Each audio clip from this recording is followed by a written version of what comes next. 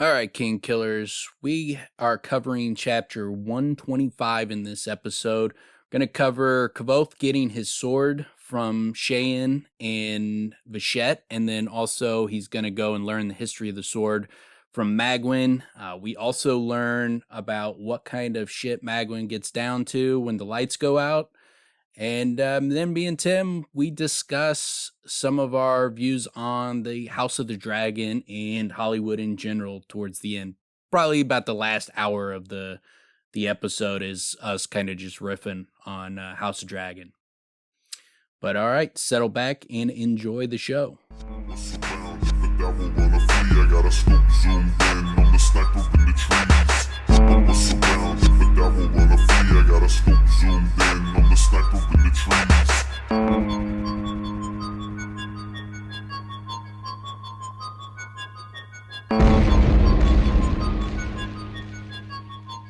All right, welcome back to the Kingkiller podcast. I'm Dan. Got with me Tim. Yep. How them shins doing, Tim? Good. Fully healed. Nice. Fully healed? Yeah, they're robust. Nice and girthy. Take them out for a little spin. little run around the track. Yeah, I've been practicing. You know how when soccer players score and they slide on the ground? I've been doing a lot of that sliding on my shins. Just to celebrate. On the concrete? No, I try to do it on softer surface, but the whole point was to be able to do it on concrete. So, but I'll be ready. I mean, I'm just working my way up. I'll have to get skin graft. The next step is skin grafts to really thicken the skin on top of the shin. I'm just gonna be bulked as fuck, dude. I'm gonna look like the Thing. You're gonna have the biggest shins in the game, man. I'm really looking forward to no more out. Tiny shins, Tim. I'm really looking that forward. That nickname's gone. Everybody was always used concerned. To call Tim Tiny Shins Tim. Now, no more. That insult's done with. I love picturing actually that I had just totally normal shins, but for some reason I fixated on the shins. Yeah, my shins, man. They just look weird. I just got to do something about them. I always wore pants with shin guards underneath just to bulk them out a little bit. And now I don't have to do that. Now I can walk around. Well, now that I'm in Florida, I need to be able to, because it's hot, you know. So I need to be able to show no sock in the pants for me. Shin guards. That's what I was concerned about. Well, now I'm going to be all bulked out just on the surface, you know. Looking. But yeah. So yeah, and for the audience, if you don't get what we're talking about, go listen to the live stream where we explained our 2 month sabbatical because of Tim's shin bone surgery. It was more of a grafting, you know. But yeah. Yeah, it was worth it. But yeah, so we are going to get back into the Kingkiller Chronicles, Wise Man's Fear. We ended our last recording. We talked about chapter 124, which was where Kvothe did the test with the tree and then got his name from Magwyn. Yeah. Yeah. Yeah, it was fucking amazing chapter. I mean. Yeah, and then chapter 125 is Caesura. And this chapter is the one where he goes and he gets his sword and then meets with Magwyn and starts practicing the list of all the owners from it. Yeah, these two, I mean, every chapter is so fucking strong in this book, but a lot of lore, you know, this one. Really builds out the history and a massive, again, like this always happens. It feels like if you were to visualize the map of the world, which is a map only represents, you know, like the topographics. But if you look like the history itself, it keeps unfolding bigger and bigger and bigger when he adds in these types of things, because this is just the Demre culture, you know? Yeah. Although who knows how far the swords went back and where those went all around the world as well. Well, that's the crazy thing about this chapter, because like on the surface, it's not all that eventful. He gets a sword and has to repeat some names about it, but it's, you know, it's just kind of like a part of the story. But when you're looking back on it with the Caesura and, you know, tying it to the breaking the line of the Eldventic, and, you know, you tie those together with Roderick and the Calanthus line and all those kind of things that we've talked about on the theories on why we think why I think that Roderick is likely going to be at least one of the kings he kills, if not the only king he kills. But so you get that aspect of it that kind of ties into that clue. Then you also get like the history of the Adem and how far back it goes. When they mention Draws and Tor is just kind of tossed in there, just mention one little thing. There's not fixated on. He doesn't think about it or anything. But when you're going back through it and doing these rereads, that's the kind of stuff you key in on where you're like, holy shit, there's actually a couple of big nuggets that can fill in some information and also add to some theories. The Seisura thing is so cool, man. It's one of those things where Rothfuss he does such interesting things with language. It's the type of thing that's like super fun as an author, to be able to weave that in and out because we're in on it. And a lot of other people don't, in the world, they don't really know what the fuck he's really talking about. It's just Kvothe is kind of in this position, understanding what that means, but we're in with him. It's a great position to be in. And then like coming in and out of the scabbard and that sound and fitting, and it's very much in with naming, and how he recognizes. I don't know. What do you call that? Like, because there's others that are like listeners, right? Like he's extraordinary at listening for things, right? So it's part of like naming, right? Yeah. But it like the fact that he can find something that fits the way it's supposed to. I don't know. It kind of feels like a shaping almost thing. Well, part of naming is being able to listen. I mean, you see Elodin when he's sitting down and he's just kind of in a meditative state, almost when he's just kind of watching the name of the wind, or when Kvothe, like he slips his mind into spinning leaf. That's kind of that part of that meditative state is obviously essential to being a namer, because it's not just like I figured out the name, I figured out the key password. It's like you got to understand something at a fundamental level, so it's a much deeper understanding than anything. There's nothing in our world that correlates to that kind of understanding of something. But it's at an extremely deep level of understanding, to the point where, yeah, you would have to kind of silently focus in on it and study it and understand it. And, it's your sleeping mind has to understand it. And so it's much more in depth when you're talking about naming. It's beyond just like learning a password. That's what I was going to mention, the sleeping mind.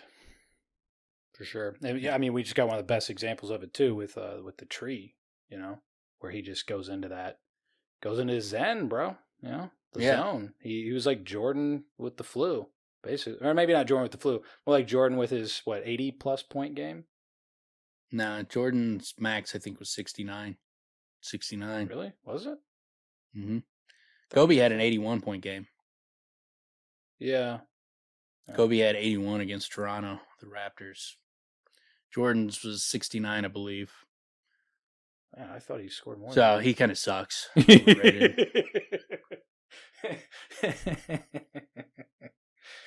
Yeah, him and Kobe and Wilt, I guess, are just better, Yeah, they scored more in one of their games, so yeah, proof. And that's Cheryl Miller, Yeah, better. She's better. She had a 100-point game. Better so than Kobe. Take that. That's just facts. That's science. Can't deny science. Well, and it's math. It's math and science, and yeah, like you said, can't argue. Wait, is 100 more than 81? It is. 100 is more than 81. It's more than 69 too. Oh man, you got that too. Good. Oh, wow. I'm glad you picked up on that. But yeah, so it starts off with the next day I woke somewhat blearily. I hadn't drunk that much, but my body was no longer used to such things. And so I felt each drink 3 times that morning. I straggled to the bath, dunked myself in the hottest pool I could stand, then scrubbed the vaguely gritty feeling away as best I could. Which, I have to say, I love hangovers. Most people, they complain about hangovers. I think they're great. I think it's a really nice feeling when you wake up and you're like, wow, I drank way too much alcohol last night.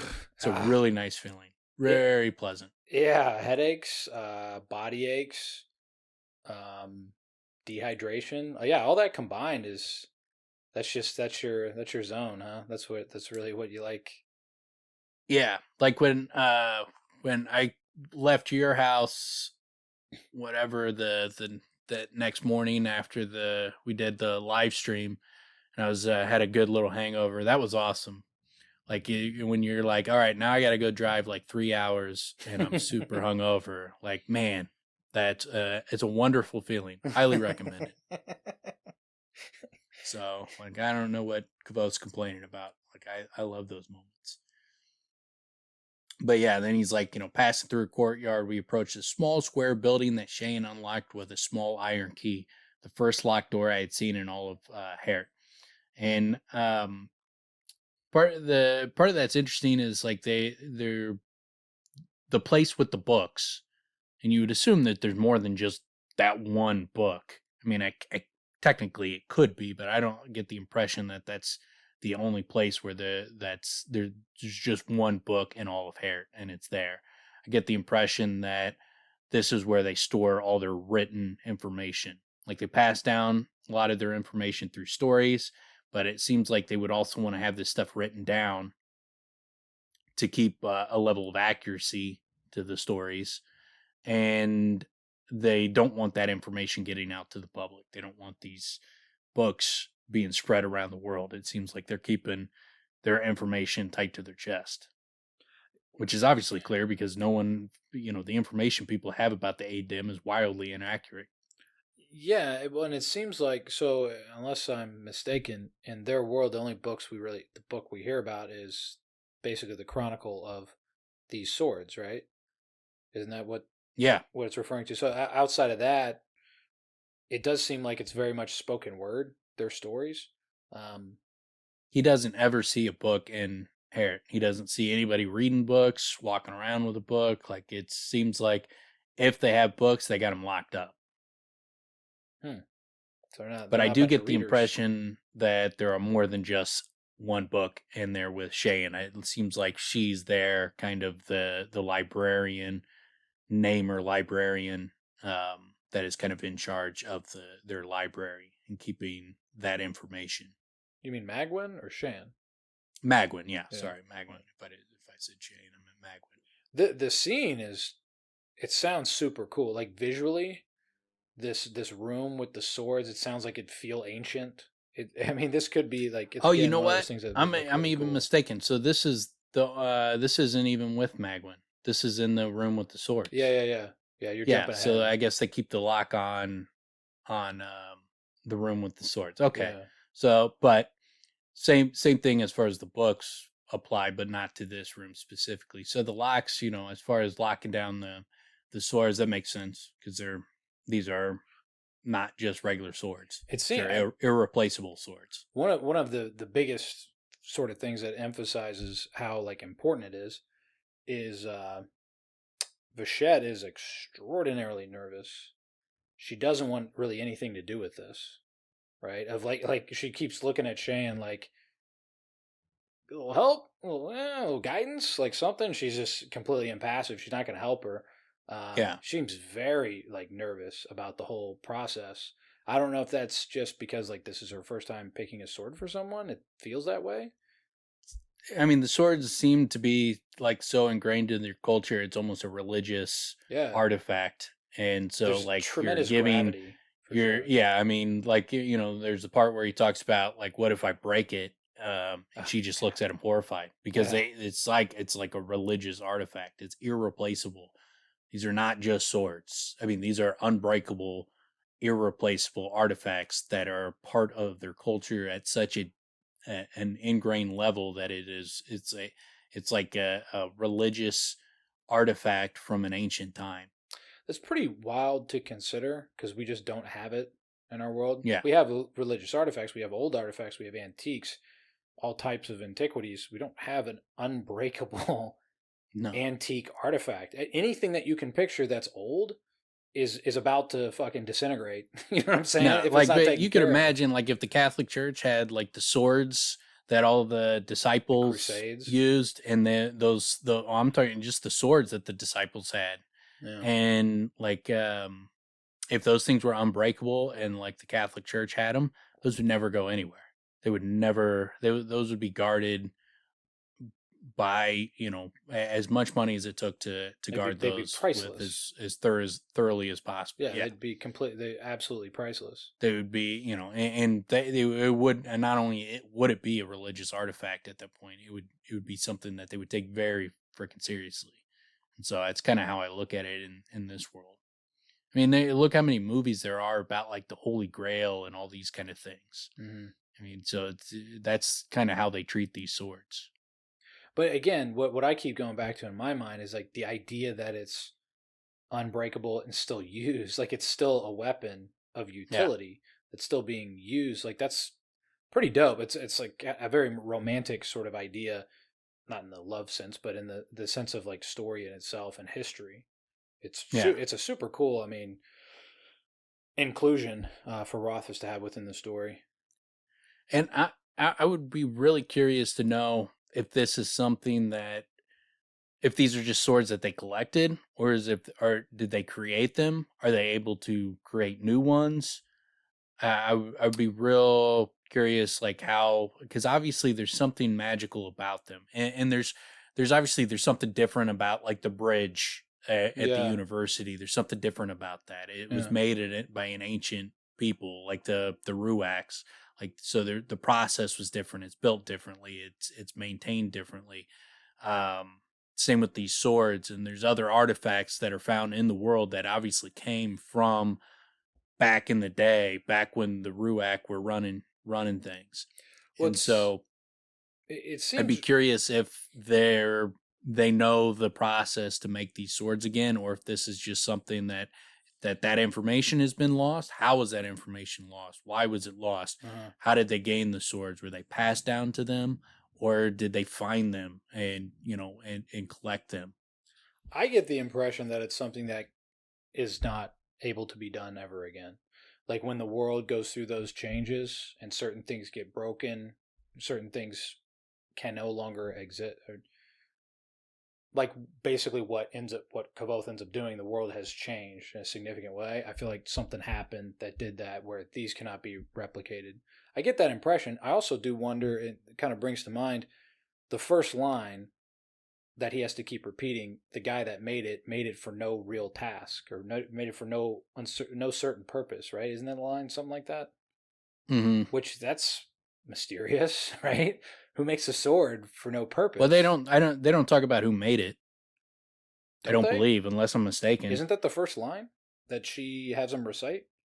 Is that it was made for We'll come up on it. Maybe I'm drawing a blank on it. But that in itself, if that's the case, brings, well, to your question, that brings a really important glimmer or whatever to that question, to kind of spin it around, because I get that impression, like the Ruach, there's this otherworldly power within old things, right? Old names, shit like that. It seems to be embedded within these swords as well. The fact that you see them, and like he sees them and he can see that it's ancient. Yeah. And that it's ancient and sharp, right? It's wild. It's cool. It's super cool. Yeah, I would really like to know the history. I mean, that's one of the cool things about the world that he's created. Like, once he gets through this story and he doesn't have like the kind of the weight of all the expectations, like, because he crushed it out of the park with the first two books. Now, so the third book, with all the time that has passed, expectations are so enormous that, I mean, the pressure would be immense. But like, once you're done with that and you put that out, especially if you do get praise for it, and it's high, it's well received. I mean, there's going to be people that hate it just because of the weight. They're already determined to hate it, and you're not gonna pull those people back in. They're not gonna judge it based on what it is. That's which already, I mean, that's just people. Yeah. But if it is mostly well received, then when he's got so much room to tell stories like the history of the Adem, where these swords came from. There's so many little mysteries that are woven into these stories that he can expand on. It's like massive. The Kvothe, and you could do like so all the Fae Court and all these little things that he's mentioned. He's got so many just nuggets of stories that he intermixed in his story, similar to what Martin did with the Song of Ice and Fire. and You could do so the many world is, spin-offs. the scope of it is enormous. You could do so many spin-offs that are prequels. You could just run with Pentha, you know what I'm saying? You could just go with new stories from different corners of the world, that we've never even seen, that it's massive. And but what you're kind of articulating there is like once it's complete, then the world is, it's been created, right? So we know kind of how the elements work within the world, right? The magic system's been established, right? We have the sleeping mind, we have all these different things, and we have the Kvothe, and we have all these different elements that you can then spin stories out of. I mean, you could do fucking. I mean, just imagine not only that, like part of it will be cool is like he sets this down, and then there's nothing coming. Like he doesn't have anything that it's like, okay, now I have to tell this. Like he's open to do whatever he wants. So like all that pressure is off, and he doesn't have to even announce anything. He doesn't have to talk about anything. He could just start moving towards making a television show or movie with this series, have that be the main focus of what he like publicly talks about, but then just go on his own and just like write whatever he feels about. Like if he's digging, like, okay, like I want to tell this story, he can just start writing it without the expectations and the burden of like, let's go, man, get it out. I want to know what's going on. Like he won't have that burden of pressure. So like if he gets to a point where he's writing a story and he's like, I'm not feeling it, I'm going to change and go write something else, he can just start, he can bounce around and just do his own thing. And he's just kind of untethered from any kind of expectations. And I think that will be, I would imagine that would be very freeing for him. And he's got so much room on so many things that he can explore that I'll be real curious what kind of stories he ends up gravitating towards after that. Grey Dalsenti. Yeah, of course. You could do a whole series just based on the Jack in Box theory.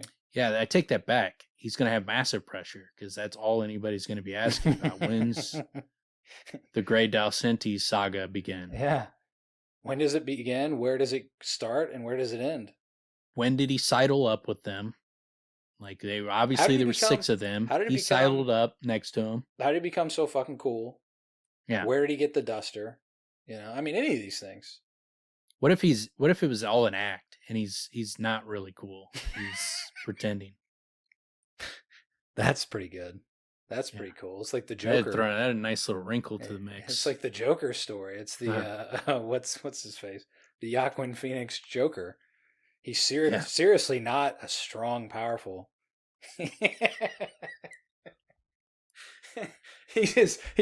So for in his mind, he's constant like, come on, Gray, come on. He's all nervous. That's why I think we originally said the reason the reason he doesn't talk is because he had like a high pitched nasally voice. Well, he did, yeah. Everybody would know he's a big nerd. Well, I think the whole thing is like we didn't want him to give up the ghost, and he just frees up, don't say anything, and they're like, oh shit, I like this guy. That was the origin. He's leaned into it after that. This is working, but he's always on the inside. He's just like ball of anxiety. It's just like his hair's falling out. Like he's got under his duster, his hair's falling out because he's so stressed that people are going to find out he's a big nerd. So like, I mean, think about like what you're saying. He's actually, I take it back because he is cool as shit. He's leaned into it, and then he went from a nerdy guy in the beginning, but he leaned into being cool that he became cool. They could do Lanray. I mean, he could do. That's a great arc too, man. Like that's a story everybody would want to hear. It's like how Grey Dalsenti went from a high pitched nerdy guy to cool? Clint Eastwood. Yeah. How is it that you can become the man with no name, except for the man who doesn't talk? So it's a how-to. It's like it's a youth adventure how-to, man. That would be something all fantasy kids would love. Kids that are into fantasy, they would love that book. But the only problem is we're gonna have a lot of people smoking cigarettes. Yeah, it's even better. Especially get them young. Buy stock. I got a lot of stock in the cig industry. I was gonna say, let's start getting these kids young. Buy stock in Dusters and JP. What is it? Philip Morris. It's just a massive boost. You look on like Google Trends, and it's just straight flat line of nothing on dusters, and then it just skyrockets. What would be queer, but crazy is the Wachowski brothers be like, dude, Neo wore a duster. What the fuck, man? Yeah. And he didn't wear it right. He looked like a big fucking dork. Not like cool Great Alcenti. No, but I mean, you're absolutely right. I mean, the amount of opportunities, and dude, he could even just like hire a bunch of teams and be like, run with this idea, run with that idea, if he wanted to. You know what I'm saying? Yeah. And they just kind of. I don't think he would. I mean, most of these guys are so protective of their properties that they don't want anybody getting near it. It's not until like that author dies and enough time goes by where they start selling selling the rights to the mega corporations who are just like ruined. Yeah, I like the name, I like that title, and I like the fan base. Yeah. Don't particularly care for his stories. Yeah. So let me make this my thing. Yeah. I like Yoda. See, let's the make thing a baby. His story is missing is my influence and the things I like. Yeah, how do we make this more cheesy, tacky? Yeah. And smack it on a lunchbox. Yeah, he had too narrow of a focus. We want to focus in on everybody so that we reach nobody. That's a great way to put it. That is actually what ends up happening. Yeah. Yeah. Then it's just so shallow.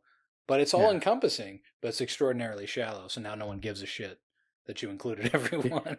When you think about like the movies that they would make back in the 80s, like the corporate movies are, some of them, they're much better today than they were back in like the 80s. Like you think of like some of the cheesy ass movies that they made, the product movies, like He-Man. You remember that He-Man movie? It's one of the worst movies of all time. It's like so bad that when you watch it, it's good in the fact that it is so awful. And it's like how do you guys, I don't understand how you guys paid money and you were like, yeah, let's put this out and show this to people. You had to have watched it. Like, why didn't you just like, nah, burn that thing, burn that? No. Yeah, it was a failure. We spent money, but let's not lose more. Yeah, let's not let anybody. I don't want to go to my grave with people being able to look up that I was a part of this. Some of them are so fucking bad, man. They're so cheesy. They've gotten so much better, but now the big money's coming in, and now they've kind of moved in too far in the opposite direction, where now they're just like becoming, corporate product fests. Where it's just like, man, this is not the heart of a story. This is like fucking made by Pepsi.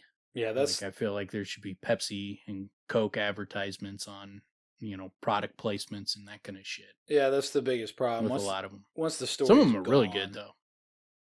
I don't know. I can't think of examples. Honestly, I can't think of like. I don't know. Of really good ones.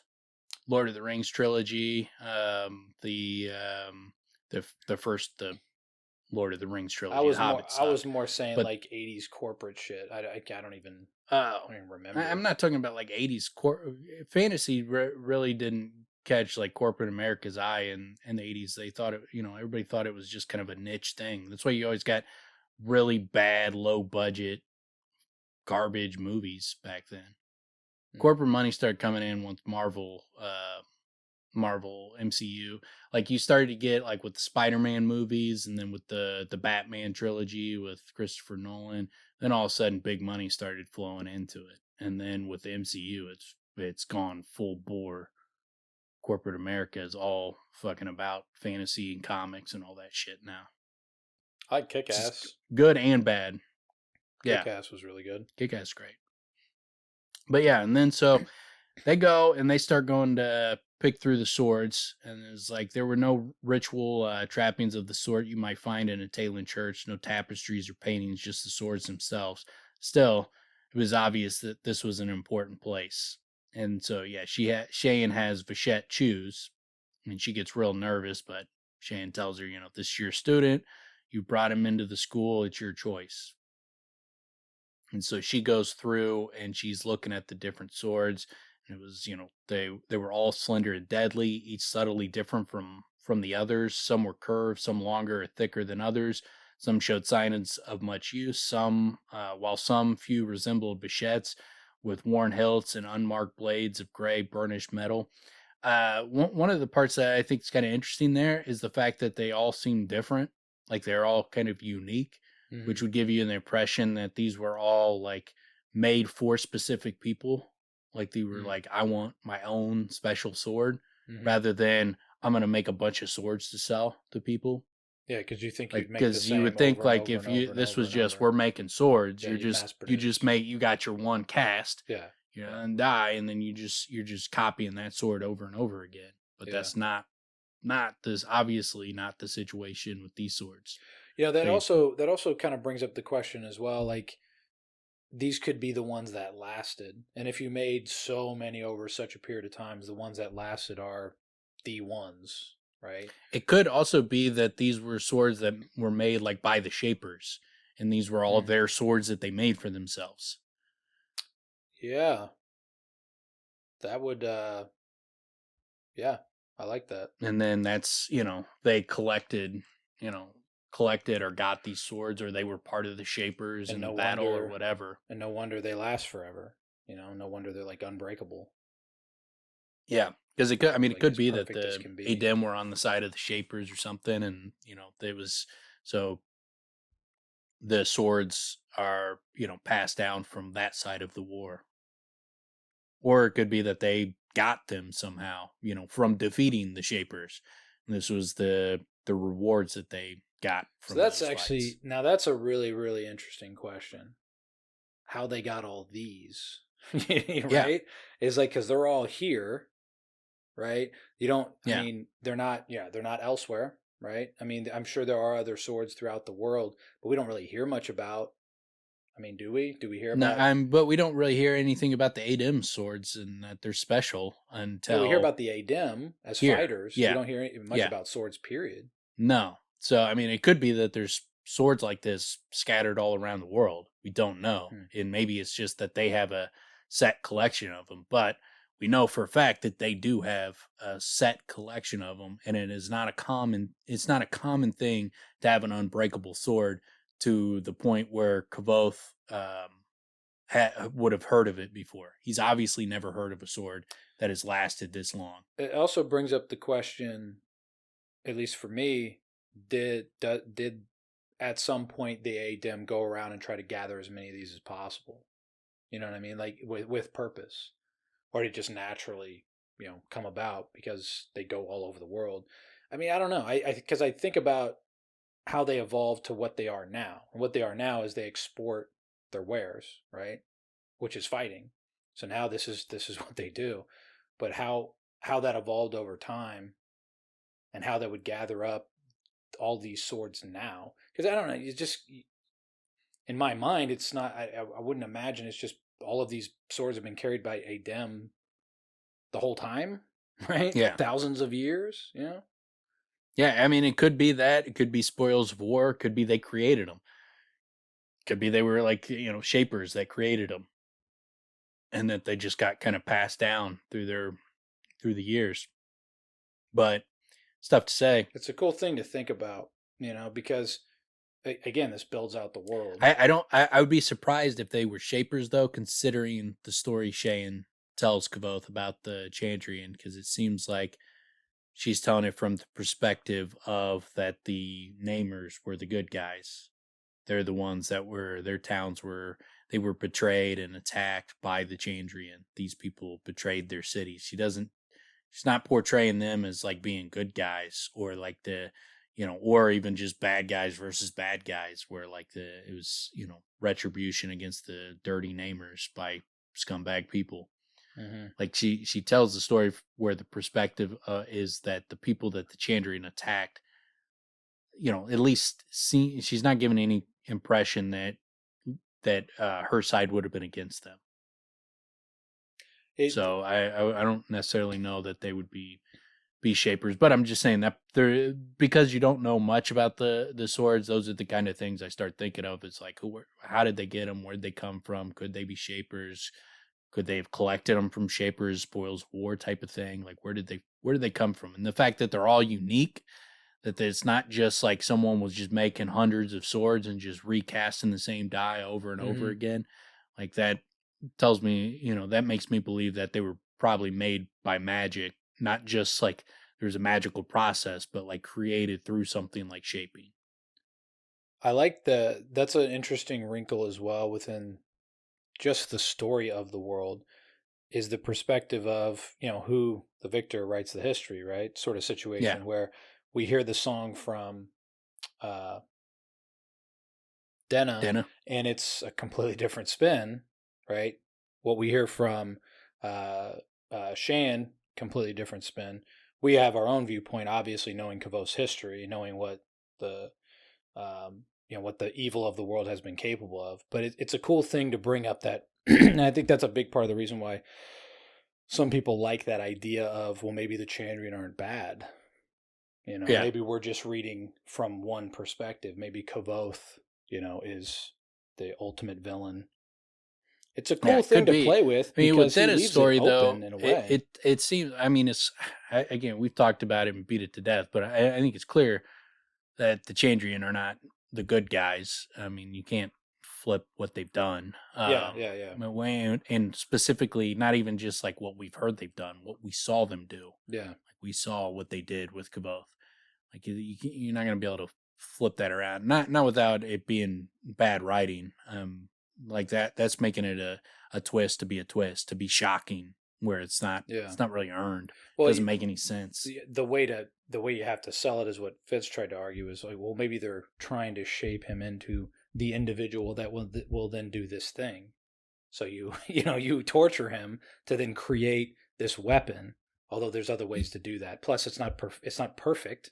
So yeah, and I mean, and if you're willing to dance on the grave of little kids, yeah, parents, and talk about them as if you raped them and did terrible things to them, and the Kvothe is implying, at least heavily implying, if not outwardly saying, that that's what Cinder did to his mom. Like that, it's tough to spin that as like, oh, tricked you. We really weren't the bad guys. We were just giving you some tough love that pushed you in the right direction. It didn't, not only, especially when we know it didn't push him in the right direction. It pushed him down a path that destroyed him. Well, and it's also that awful.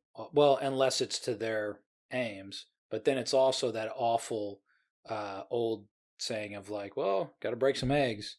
Like that's like pretty sloppy. Immortal. Like, I mean, even if whatever you're just because like you had like some, we had a noble goal. Well, everything you did. Yeah, if you're testing the search of that goal was immoral and gross. Yeah, if you're testing the bounds of ultimate evil for your moral goal, it's not moral anymore. Yeah.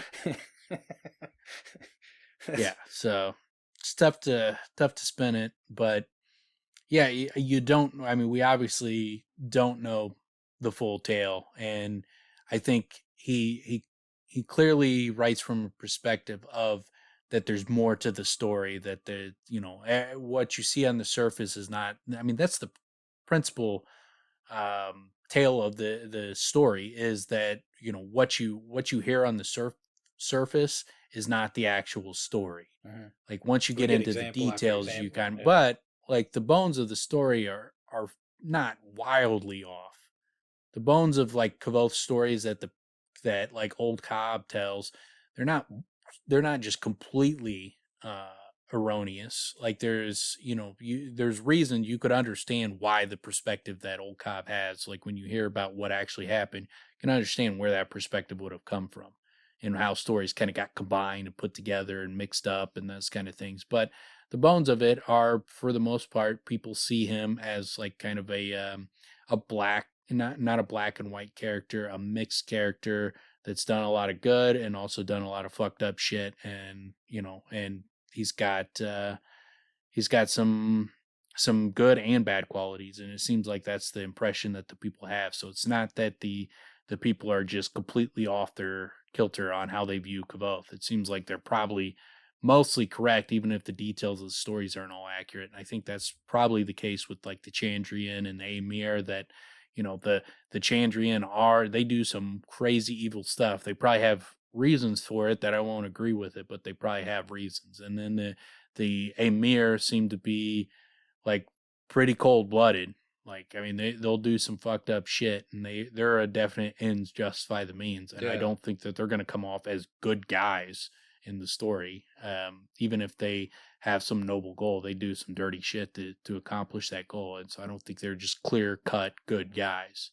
You know, what you just described is probably one of the biggest problems people have with the book, is that Kvothe has good and bad qualities, because you don't really want that in your main character. You want them one way, right? Yeah. You don't want them in every story, you want clear delineation. Like, really, a good story, right before the book starts, they have a list of all the characters that are good guys, all the characters who are bad, and all the characters who are going to pretend to be good that turn out to be bad, or vice versa. So that you go into it and you know what to expect. How much better would Game of Thrones been if you got that with Jaime Lannister in the beginning? Dude, how much, yeah, exactly. And I mean, that's 100%, it's a brilliant point. And it's exactly right. And it's kind of, I feel the same way about like sports. Like, if I knew who was going to win before the game started, I would like it better, because then I would know who to cheer for. It had nothing to do with betting, just cheering. No, just because I want to cheer for the winning side and not the loser bad side. You need Biff's almanac, man. That's what makes sports terrible, is because like I watch it and sometimes I'm extremely disappointed by the result, and I don't like that in a story. I would like a story that ends the way I want it to end. Got it. So it'd be better if I knew who was going to win up front. All happy. Then I could just cheer for the winning side. Jesus. No allegiance to a team, only the winners? No, I'm an allegiance to winning. That's my allegiance. But yeah, then so she goes and she starts picking up different ones. She has him hold one, and he tries to do the motions with it, and she takes it back. It's like, nah, not yours. And then she gives him another one, and he tells her that the point was too heavy when he does some of the moves. I really like the idea. I hope they do this when they do a show. Like, under her breath, she's like, "He's a fucking idiot.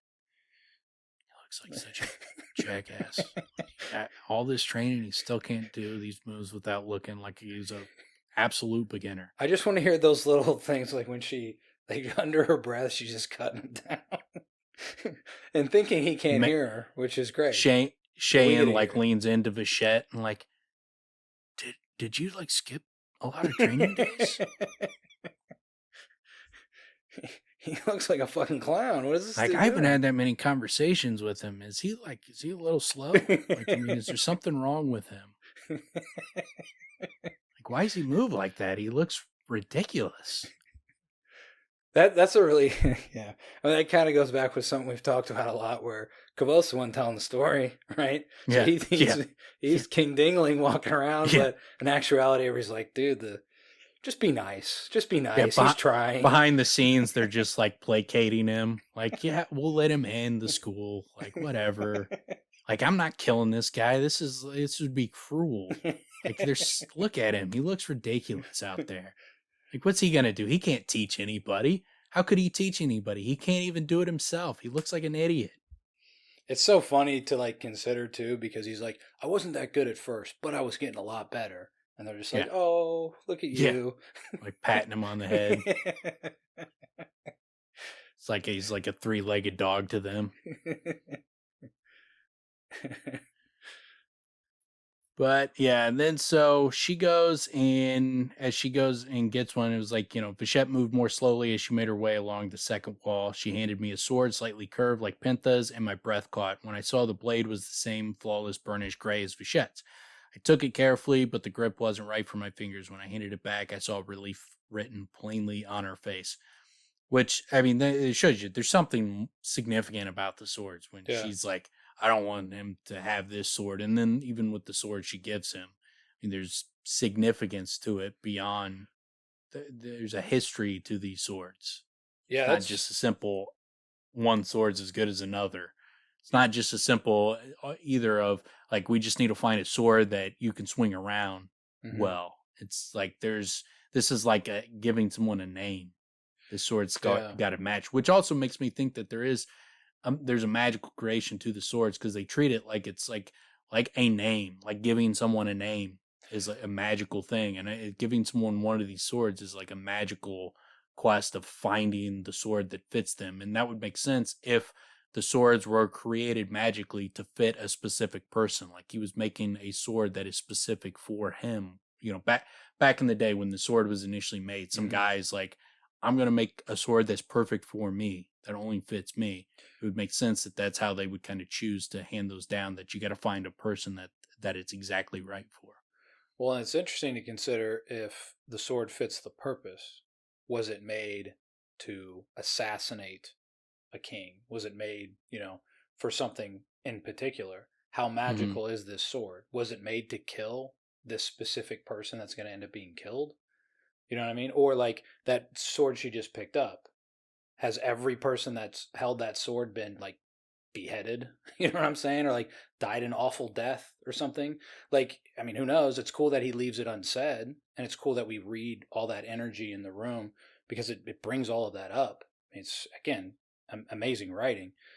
But it's so cool because it gives so much to think about in terms of the history of this world with these swords.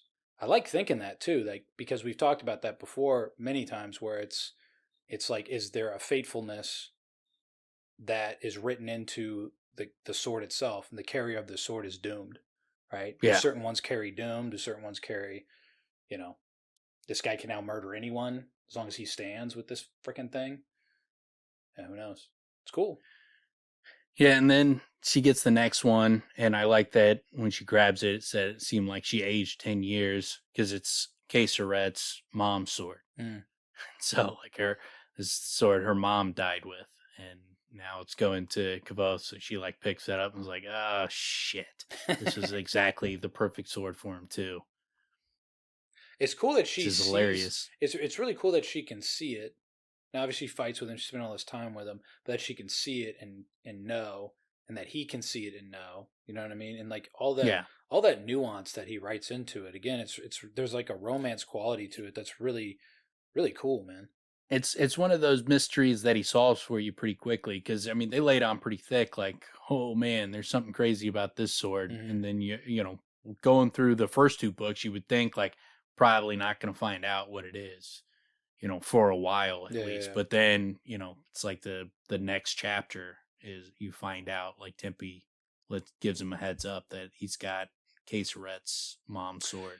Yeah, I remember reading that the first time, and that is kind of a rarity that we get it so quick. Because you're like, oh, well, look at that. Okay, all right. Because they lay it on pretty thick about that. There's a hidden thing behind this sword. And it's it's not subtle, and it's also not necessary. He solves it very quickly, as if we need something else to make her more pissed at him, like just to take it up another notch. It's a nice little. I like the touch and that he thought of it, and especially with how he needles her with that when he goes and he's about to wrestle with her, and he starts reading off her line.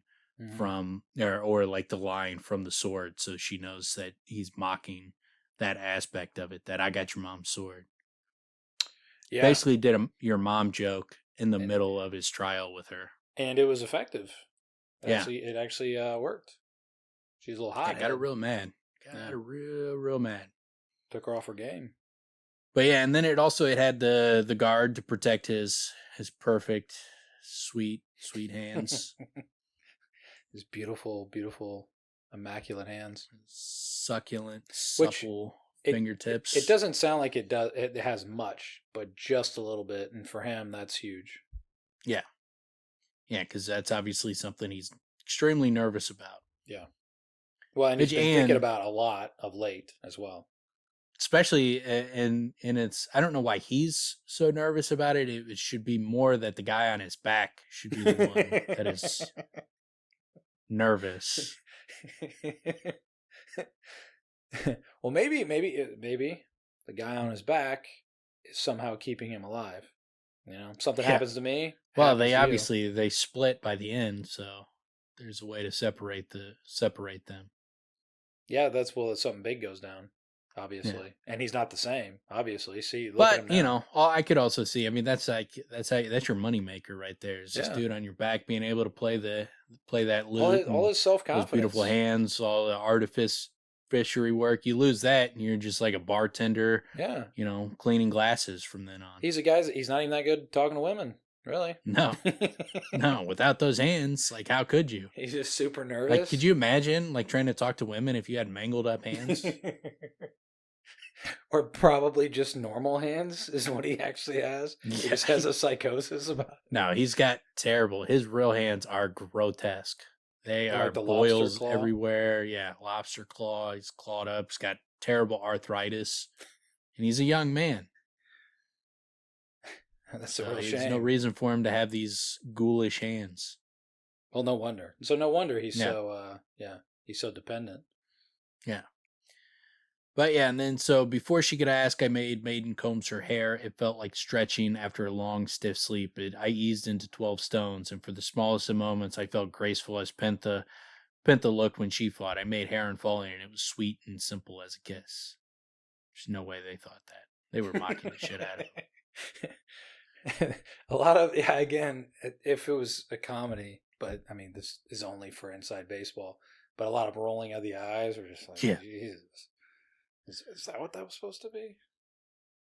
Yeah, then so Vashet takes it back, but he's doesn't want to give it to her, but he doesn't want to like push. He thinks this is a bad time to make a scene. So, but when she takes it back and shows it to Shane, she's like, "This is the one for him." And for the first time since I'd known my teacher, it was as if all the laughing had been pressed out of her. Her voice was thin and dry. Shane nodded. I agree. You've done well to find it. And she says it will perhaps offset his name. And so, again, we've heard like what his name represents. I still don't get why they're so caught up by his name. Yeah, that's clearly a big that's a big thing he's putting out there that we don't know the answer to, at least unless we're missing it. No, Midra, it's right? not. I mean, it's not like clear. Like when you Yeah. hear when she's gonna tell him what all Major means, and it's not clear why that It is needs to be important. or why it needs to be Yeah, offset like by why anything. what would be so like this seem like so doomed or fateful about it? There's something obviously in their culture where it's big. It's big. It has more meaning than just the definition of the word. It's more than that because you hear the definition of like what it means, and it's like okay, and what? So why is that so so crazy? Maybe it's maybe the broken tree aspect of it with the Adim and their culture surrounding the tree. Maybe just hearing someone being their name meaning like the broken tree or whatever it means. Maybe it's that aspect of it because I of their think it's culture and their yeah, I lore think surrounding that tree. yeah, I think it's symbolism. It's got to be. If it's not just, because we hear it, it's like, okay, well, what does that mean? It's got to be Yeah, symbolic to their yeah, culture, right? yeah. And maybe That's the only their thing I world can as a think of whole. is like the fact that the tree aspect of it. Which is again a really cool thing for Rothfuss to do because he's created this world. They have their own symbolism that we're not privy to.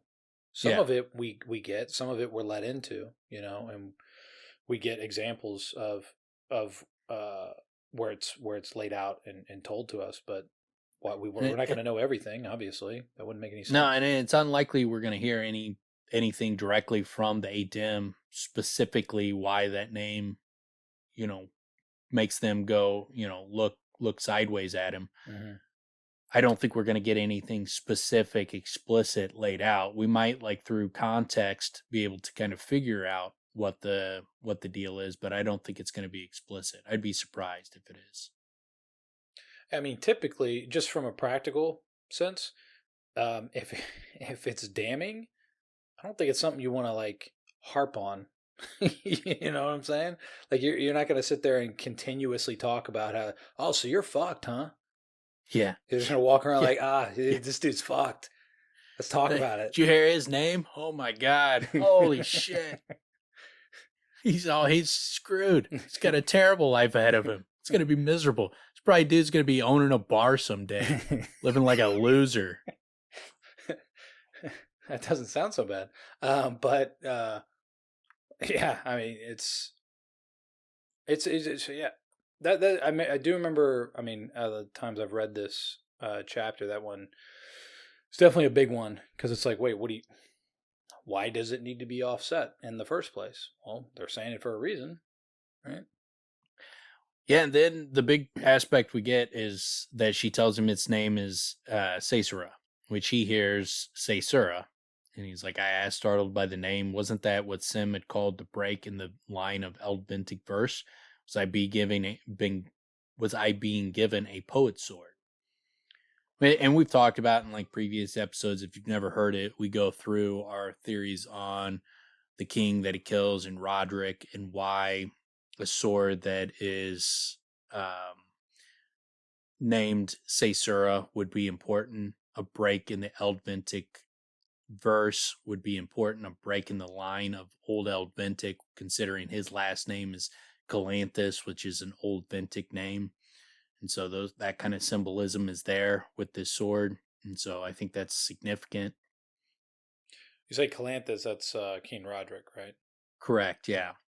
Yeah, we learned that, we hear from Stapes that Calanthus is the Old Vintic name for the Sipquicks. Yeah.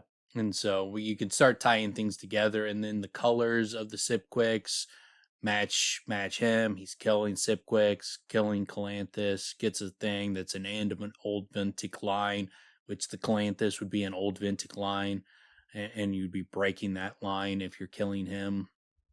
So and he's killing the Sipquicks for a noble cause, right? Yeah. So yeah, it's not like he's just going in there and chopping their heads off. No, he's it's an Amir trait there. But all those kind of things, they do symbolize that's partial. Like I go into it in more detail. If you've never heard it, I go into it in more detail on specifically why I think it's Calanthus, Roderick that he kills, or at least he's one of the kings he kills, and in one of those previous episodes, in Wise Man's Fear episodes. But that's it's obviously significant, and the fact, like when he goes, go ahead. I was going to say, I mean, it's also one of those that I think is really solid because it does actually, in the end of it, if this ends up being correct, it's actually good writing, Mm-hmm. And he's laying these things out, not easily to be picked up. You got to make a lot of connections to put all that together. It's not obvious, right? So that's through a lot of reading, multiple rereads, and then trying to piece things together. It's not just something that jumps out at everybody. Yeah. And I also think it's noteworthy that when he's drawing the sword out, he's like, he hears a whisper of a name, Caesura. It felt light in my hand. The blade was flawless. I slid it back into its sheath, and the sound was different. It sounded like the breaking of a line. It said, Caesura. Shayan opened the inner door, and we left as we came, silently, with respect. And so I think that's pretty symbolic, is when he's sliding that sword in and he's talking about the breaking of a line. But it's noteworthy in the fact that that it is making sounds like that. The only other time he's talked about a sword being like pulled out of its scabbard and it having some significant sound was when what's his face, Cinder, pulls his sword out, and he's like, it sounded like ice breaking or something along those lines. He mentions Cinder pulling his sword out and there being a specific noise to it. So again, that makes me lean towards that there's obviously there's something to these swords, but that there's something significant about these swords. That it's not just like the just standard, it's a standard magic sword. Like I think they played a significant part in the history of the world. No, I think that's I don't want to say it's crystal clear, but it seems very very clear that, I mean, with all the added reverence that they have behind it, like gravity, reverence, there's a lot of tension. I mean, everything that's being added in here, it's really foreboding as well in terms of how it's laid out. Plus, I mean, it's also foreboding because we know what happens in the end, right? Yeah. So that in itself makes it foreboding, and then also the connections you're making. I mean, this is one of the biggest questions people ask of like the beginner questions of like reading the book. Who does he kill? Who's the king he kills? Because it's like in the prologue, right? So that's Mhm. one of the first questions we're presented with. So it's worthy to try to answer, you know. And it also makes sense that he's giving us pieces because he's presenting us with the questions. He's encouraging us to try and make those connections. Yeah. So I think this Yeah. definitely speaks to it. He didn't just throw that in there for the hell of it. Yeah, I mean, he leans in heavy that there's something special about the swords. It's just a matter of how significant they are, but it leans towards that there's something pretty significant about the creation of these swords, and I would imagine we will at least have some idea of the history of these swords and how they came to be at some point. I think there's probably going to be something you would imagine. It doesn't have to be. It's not like it is like a mystery that must be solved. Yeah. You could just leave it and just like there's something special about them, but we don't know what it is, and we're not going to find out, and that's fine. That's not breaking the book or anything. We don't. It's not necessary to have that information, but I think it probably would come up given the fact that he has one, that he owns one of these At swords. the bar, it feels like we're going to know more about Folly, you know. Yeah, well, That that's whole a different sword, significance. but yeah, That's what I mean. yeah. I feel like we should be finding out where that one came from. Yeah, and that's a good point. Like I think with the significance that swords play, and that there's one in the bar that he's put up on the wall for some specific reason, you would think he's probably got it there. There's something he's doing. It's not just he's not just there. There's something going on, and it's clear from the prologue in the next story with all the different stuff that's going on in the basement. There's Mm-hmm. something going on in that place, and the fact it seems like it was built into a waystone, it's called the Waystone Inn.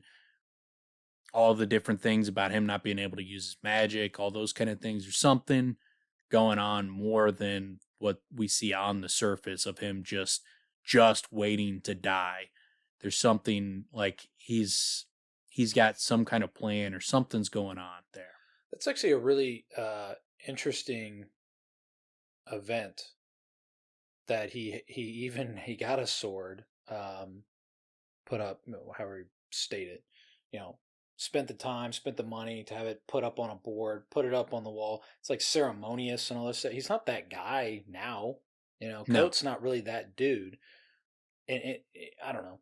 He's not jovial. Not that it's a jovial act, but there's a lot of gravity in the act itself, and just the whole event. It kind of spins the story in an interesting way. Even on the first read, we're like, "What's going on here? Like, what's all this significance?" You know? Yeah, and I mean, and when you're thinking about like why that specific wood for that sword, it Yeah. could be that if you put that sword on a different just regular wood, it would like tear through it or eat through it, or there's something could be something to do with the sword, is like there's some magical element. But the fact that there is that sword there, put all that money into just the mounting board for it, Mm-hmm. and all the significance that is pointed towards, like with Bass going to him, like, what were you thinking? Yeah, And yeah. those kind of things. You would think that we're going to get more information on swords, that we're going to have a better understanding of their significance. It's gonna be a sword fight, bro. It's gonna happen. Yeah, and in the middle of the sword fight, the guy goes into exposition, and there's like 5 pages of sword fighting and him telling the history of swords. They just take a break. Yeah, they kind of do it like what's that movie that the Dread Pirate Roberts, the Bride movie, the Princess Bride. Princess Bride, yeah. So like when they're fighting and they're sitting there talking the whole time as they're fighting, and they're sitting there giving each other praise and praising each other's skills, and they're like, hate to do this to you, but I was fighting with the wrong hand. I'm actually right-handed. It's like, hey, so was I. Yeah, that's a classic. I love that movie. It's so Yeah. good. It's one of the best adaptations of all time. Yeah, that's a great one. So good. But then we get Vashet teaches him how to care for the sword, how to take everything apart, put it back together, clean it, all that kind of stuff, keep it looking fresh like his hands. And then she also lets him know that it's not his sword. They're not giving him this sword. It's a loaner. And he has to return it when he dies, which seems like a risky proposition that they have all these swords out there and they're like, got to make a deal with someone and tell people that, hey, if I die, bring the Adem this sword. And they're going to be like, oh, okay, yeah, sure, I will definitely do that. Yeah, that seems like a tough task. Yeah, it seems like they would like be losing, like, given that their lifestyle and what they do with their lives, that they would be losing swords on a regular basis. Maybe maybe they have a really, they have a really good PR, obviously. So maybe a part of that PR is like awesome reward for these swords. What you would think, like, if there was like, if it was a situation where people were stealing their swords and then they were going back hunting those people down and killing them, that there'd be some, like, people would be like, in their lore, that the mythical history that people build up for the Adem, they'd be like, and if their swords are ever lost, that anybody who touches that sword gets their head chopped off. Like, there's some magic. There would be something in the history of the Adem that would be like, hey, if you find one of their swords, give them their freaking sword back. Yeah, or you're cursed. You're cursed. And your family and your whole lineage. Yeah, throw that in the PR campaign. There you go. Yeah. Get our swords back. But apparently they're very trusting that Kvothe is going to be able to get him the sword back. And there's a great amount of trust in this world that if you just tell people to return things, they just do it. But yeah, and so, but Sword's not him. It's a loner. And then he also, in this, where she makes the disgusted face at him when he's like, what if it breaks? And she doesn't even respond saying like, these swords don't break. She just looks at him horrified, like, what is wrong with you? Why are you always walking around wiping your ass with fucking bread and then munching on that shit? Like, learn some culture, buddy. But yeah, and then so after lunch, Vashet takes me back to Magwyn's cave. And she goes in, and it's like, Magwyn will be giving you Caesara's story. You must memorize it. It's story, I asked. Vashet shrugged. And Ademic, it's what is it? Addis? Whatever it is. It is the history of your sword. Everyone who's carried it, what they've done, it is something you must know. It's funny how many words like I come across, like they got so many made up words, and then when I'm reading it, it doesn't like trip me up when I'm just reading it, or if I'm listening to it, I don't think about it. But then when I'm on the podcast and I have to talk about it, say it out loud, then I'm like, what the fuck is, how do you say this word? Like, it's the first time I've ever come across it. A toss? Yeah. I think it's the type of thing, like, when you see it, you're like, yeah, I'm not sure, but it doesn't matter. You know what I'm saying? Like, I mean, not that the words don't matter. They obviously matter, but yeah. Addis. Oh, is that's the story of an individual sword? Yeah, it's basically the history of the sword. But yeah, and then I also love that she's like, you must be on your best behavior and be very polite. I will, I said. Magwyn is an important person, and you must attend closely to what she said. I will, I said. But I love that everybody always goes to Kvothe and is always like, dude, don't be you, man. Yeah, like, be you, but, you know, be like a cool you. Like, fucking chill out, bro. Yeah, you're right. He does get those warnings quite a bit. Not that he doesn't earn it. Everybody thinks I'm like this social pariah that's gonna ruin the reputation of them everywhere I go. He takes risks. It's like, yeah, dude. Have you seen some of the shit you do? Like, you are the king of stepping on important people's toes. That's your thing. That is what you do. That is the aura you give off. Yeah, that's pretty funny. Having kids, it's funny because there are those situations where, like, you give that extra reminder and they're like, I got it. And it's like, all right, it's not like this is from nowhere. Yeah. You always do this. Yeah. That's why I'm saying it. Like, let's not act surprised. God, leave me alone. It's like, look, just 2 hours ago you were doing this. You were just doing this 2 hours ago. Don't act like this doesn't happen. Yeah. When it happened today, not even 12 hours ago, 2 hours ago. Yeah, it's pretty funny to then get that recognition. We're like, yeah, you're right.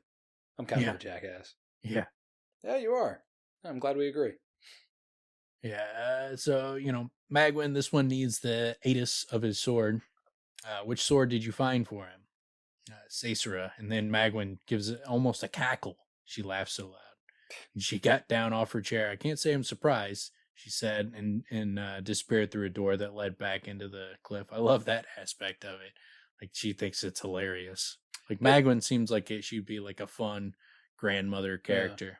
Well, and it does. That I don't. It kind of reiterates something that you feel throughout their culture. They all know what the fuck's going on. Like they all know where he's at, what's going on. Like it's everyone's, clued in. Yeah. With what's happening. Yeah, and then so she comes back with a thick book bound in brown leather. And, she's tells him, like, do you know who I am? She's like, I don't want to spoil anything, but I'm kind of a big deal. Many, many leather bound books. This is one of them. Yeah. Do you see this book? Whole back room. You smell that. Smell that rich mahogany? Yeah, so she opens the book, the binding crackling as she spread it open on her lap. She flipped for pages for a moment until she found the place where she was looking for.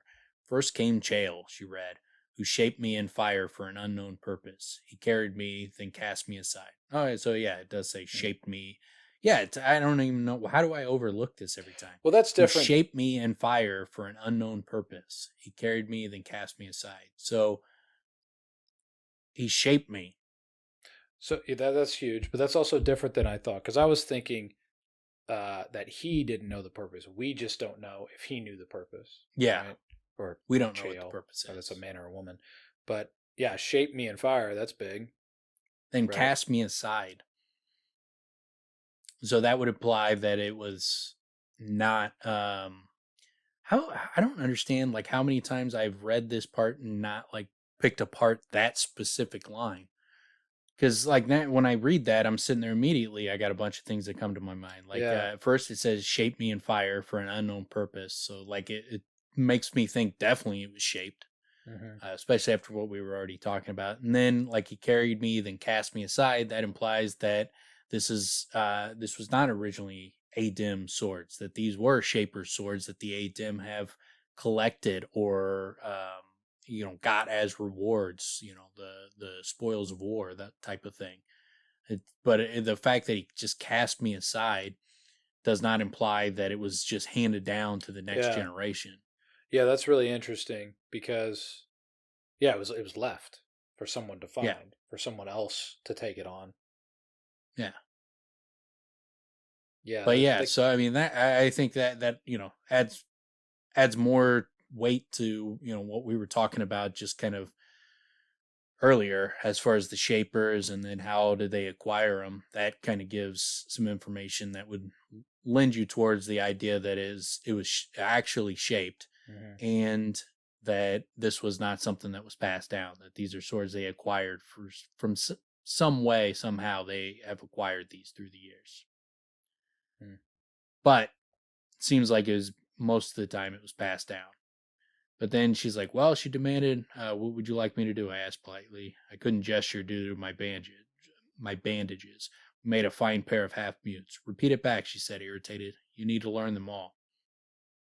First came Chael, who shaped me in fire for an unknown purpose, carried me, then cast me aside. Next came Etan. I repeated it. We continued this way for perhaps half an hour. Owner after owner, name after name, loyalties declaimed and enemies killed.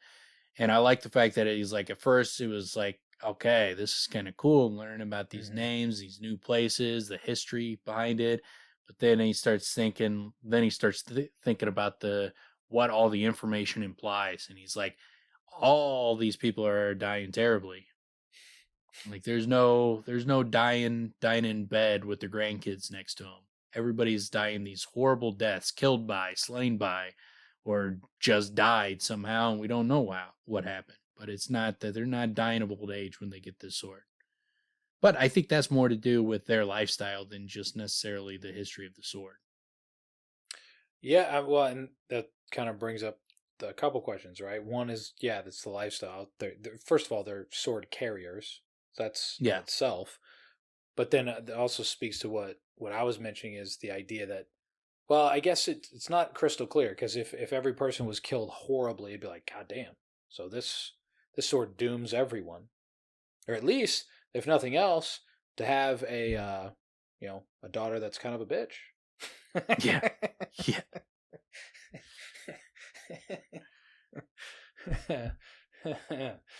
But Ugh. the other piece, then he kind of gets bored after that, after kind of settling in to getting used to it. He starts getting bored, but then we get a good piece where he says, "Next came Fennel of the clear and shining eye," I repeated attentively. Much beloved of Dolson. She herself slew to Daruna, then was killed by Grimmin at the Drazen Tor. So I'm guessing that was the actual battle of the Drazen Tor and not just was killed at that location. It could be that they were just killed at that location, but I don't think we're going to get the history behind that and like more on Fennel and these Dolson and the true Daruna and Grimmin. I don't think we're going to get a lot more information on those specific characters that are mentioned. So I'm guessing that since the significance that we have behind Drazen Tor is the Battle of Drazen Tor, I'm guessing that that's what she's referring to is that moment. Regardless, even if she's not referring to that moment, that's how far back these swords go. Is like Fennel's not one of the first names. Fennel's is after at least a few names, and by the time they get to Fennel, and Fennel would have had to have at least been around where Drazen Tor was a known place. It's not anymore. So that dates that back at least, could date it all the way back to the block of Drazen Tor, which, would be 5,000 years ago. But it's thousands of years old, at least. Well, and it kind of gives the impression that Fennel, they've been talking for a while because he's already getting bored. First he's like, oh, this is interesting. And, he stays in for a story, right? It takes a while for him to lose interest. Then it's like, Jesus, how many fucking people died? Well, it says like after 30 of these, I heard nothing resembling, and then the list. But they could, it could be that she was just repeating it, but it doesn't sound like that. It sounds like she was still just going through the list. And then once he interrupts her, then she starts over. Yeah. But it doesn't feel like she's been like just repeating 10 names, going back to the beginning, starting over. Doesn't seem like that's been the process. So it seems like Fennel was down the list a good bit. But yeah, and then so he asked, how many have carried Caesura over the years? Caesura over the years. She said, Caesura. She corrected me sharply. Do not presume to meddle with her name. It means to break, to catch, and to fly. I looked down at the sheathed sword across my lap. I felt the weight of it, the chill of the metal under my fingers. A small sliver of the smooth gray blade was visible above the top of the sheath. How can I say this to you so you can understand? Caesura was a fine name. It was thin and bright and dangerous. It fit the sword like a glove fits a hand, but it wasn't the perfect name. The sword's name was Caesura. This sword was the jarring break in a line of perfect verse. It was the broken breath. It was smooth and swift and sharp and deadly. The name didn't fit like a glove. It felt like skin. It fit like skin. More than that, it was bone and muscle and movement. Those things are the hand, and Caesura was the sword. It was both the name and the thing itself. I can't tell you how I knew this, but I knew it. Besides, if I was to be a namer, I decided I could damn well choose the name of my sword. Which, that is like, that's such top tier writing. The way when he goes in to give descriptions of things, he's so good at it. He knows like how to do it kind of like poetically, how to give a little bit of information and pull back, but it's like, he describes things without describing them, where you can visualize it without him going into the specific details of every inch of the sword. That's a brilliant way to just call something like, the first name fit like a glove. The other was like the skin of your hand. It's also, this is like quintessential Kvothe, right? He's at this type of situation where it's like, be on your best behavior. This is a big deal. Yet he's still like, yeah, it's still my sword. I'm going to name this fucking Yeah. thing.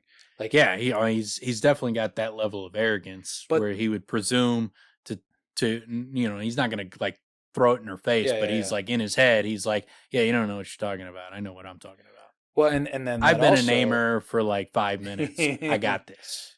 it also speaks to how special he also is because we're buying in that he's actually correct. Yeah. You know what I'm saying? So, that's a fucking big deal. If all this time's gone on, and he's the namer that can realize that's not the actual name, this is the name. Part Or and maybe also it's his part of own the reason. identity that does it. You know, maybe so that kind of goes back to what I was saying too. Maybe he is doomed. Maybe he is the one that makes this sword do what it was intended to do in the beginning, 10,000 years ago or whatever. Yeah. Yeah. Guy, it could be that as well. And I think the reason like his arrogance plays and why you don't like, I mean, some people get turned off by it, but I mean, whatever, they're going to get turned off by any level of arrogance, any cockiness or swagger. Some people get turned off by, but like people who like Kvothe and that's this stuff doesn't annoy them. And it's just like an endearing quality of his confidence and that kind of stuff. I think why it plays so well is like he could throw some stats to back it up. Like if she really wanted to challenge him on that, he'd be like, "Well, I'm just gonna throw this out there. I called Florian's name. Have you ever called Florian's name? Have you even hung out with her? Like, guys, I like hung out with her, and I named her immediately when I first met her. I did knock one out first, but after that, I named her. I could have killed her. Yeah. Could have killed her. Do you think you could do that? Is your naming skills like that on that level? Do you got any stats like that you can throw at me? Did you see everybody with their nips blown off about me walking through the tree? You know what happened? I was calling the name of the wind. You on first name basis with the wind? I am. I called him, shut that shit down. Your tree all blowing around, cutting people up. I was like, nah, get out of my way, stop blowing. And then I walked through, and then I walked back out like a fucking boss. So yeah, I'll name this thing. Yeah. No, it's to your point. I mean, it's tremendous writing because again, it's the say Sarah say Sora thing, and then actually not only doing it and creating that dichotomy within the language, but then like delivering on it in perfect time, and then also doing it, which is perfect for the character. I mean, it fits his qualities. It fits also the fact that he's coming into his own as well. And there is arrogance, but there should be with what he's able to do. Like you just said, dropping stats like that, he's got to believe in himself at this point. Obviously, he does. What about the lightning? Yeah, I mean, Lightning. it fits the character. It's great writing. I mean, it fits the style of Kvothe, his arrogance and all those the cockiness, but it's also just written really well. And it's like it's quintessential Rothfuss, and what makes him stand out as a writer is kind of phrases and sentences like that and descriptions like that when he like takes a pause to go, and it's also he's like this is one of those things where he kind of almost pulls you out of the story and brings you back to the frame where he's like, here, let me explain something to you. Like like you're watching a movie and he's like, here, pause. Let me explain something to you. She doesn't know what the fuck she's talking about. This sword, and you're getting one of those like Ferris Bueller breaking the fourth wall. Yeah, he's like sitting there talking to you, but it's also he does it in this real cool, interesting way where it's like it's more him talking to Chronicler and Bast in that moment when he's saying that is like him speaking to Chronicler or Bast. It's not us, even though it is speaking to us too. It's one of those great things that you can accomplish in the book and is so difficult to do smoothly. Yeah. There's so many layers to that. Well, and then like just think where like I don't want to say sloppy production, but a production where you're just saying, well, he'll just narrate that part. It's not gonna deliver like this delivers, right? But and that's the difference in the medium to begin with anyway. But you're gonna have to. I think you have to have a narrator, given given that he's telling a story. I think it makes sense to have a narrator. It's just you're gonna have to do it in a similar way and pull it off and thread that needle because narrators can be very very annoying and distracting. I was just and thinking cheesy. Kevin Arnold. No, Daniel Stern. Oh wait, Daniel is it Stern? Daniel Stern? Who's the guy that narrates Wonder Years is the guy that was on Home Alone? Daniel Stern? David Stern? I don't know. He's on City Slickers too. He narrates Oh, I Kevin know who you're talking in the about Wonder now. Years. Yeah. He does the Wonder Years? That's his voice? Yeah. But I thought didn't about know it that. because Kevin Arnold is being read a book, which is the story of The Princess Bride. Yeah. Not Kevin Arnold. What's his fucking face? The guy that reads him the book is Columbo. Yeah, Plays Columbo. Yeah, it's Columbo reading to fucking Fred Savage. Yeah. Yeah, Fred Savage. But then so I'm going like layers here because Yeah. Well, whatever. Yeah, you want something as good as the guy from Home Alone narrating. You Well, want that level. he narrated Wonder Years, is what I'm saying. Yeah. Yeah. Just can't remember. Yeah, and I mean that's like everybody brings up Wonder Years when they're talking about narration done great right. narration. Yeah. It's all everybody talks about. He's also in Diner. Yeah, he's in a bunch of things. Yeah, it's gonna be tough. I don't know how it's gonna be one of the hardest adaptations to pull off. I think it's gonna be. I think you can do it. I think you can do it, but it's gonna take a level of care. You're gonna have to have a major super fan, or Rothfuss is gonna have major control over it, or it's gonna flop big time. Dude, if he can, do like a Fund Me Sanderson style thing. He's already sold the rights to that's right. Yeah. Lionsgate. So I mean, that ship has sailed. I don't know how much control he has over things. You know who directs? Fred Savage. Yeah. He does, man. He directed some of It's Always Sunny in Philadelphia episodes. Didn't he get in trouble recently? I heard like he got kicked off of his own the Wonder Years remake. I don't know. Maybe. I don't know. Yeah.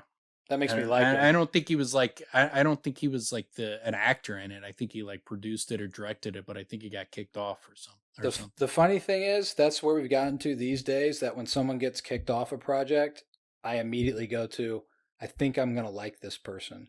Because like nowadays, anybody get kicked off for shit, I usually agree with like whatever.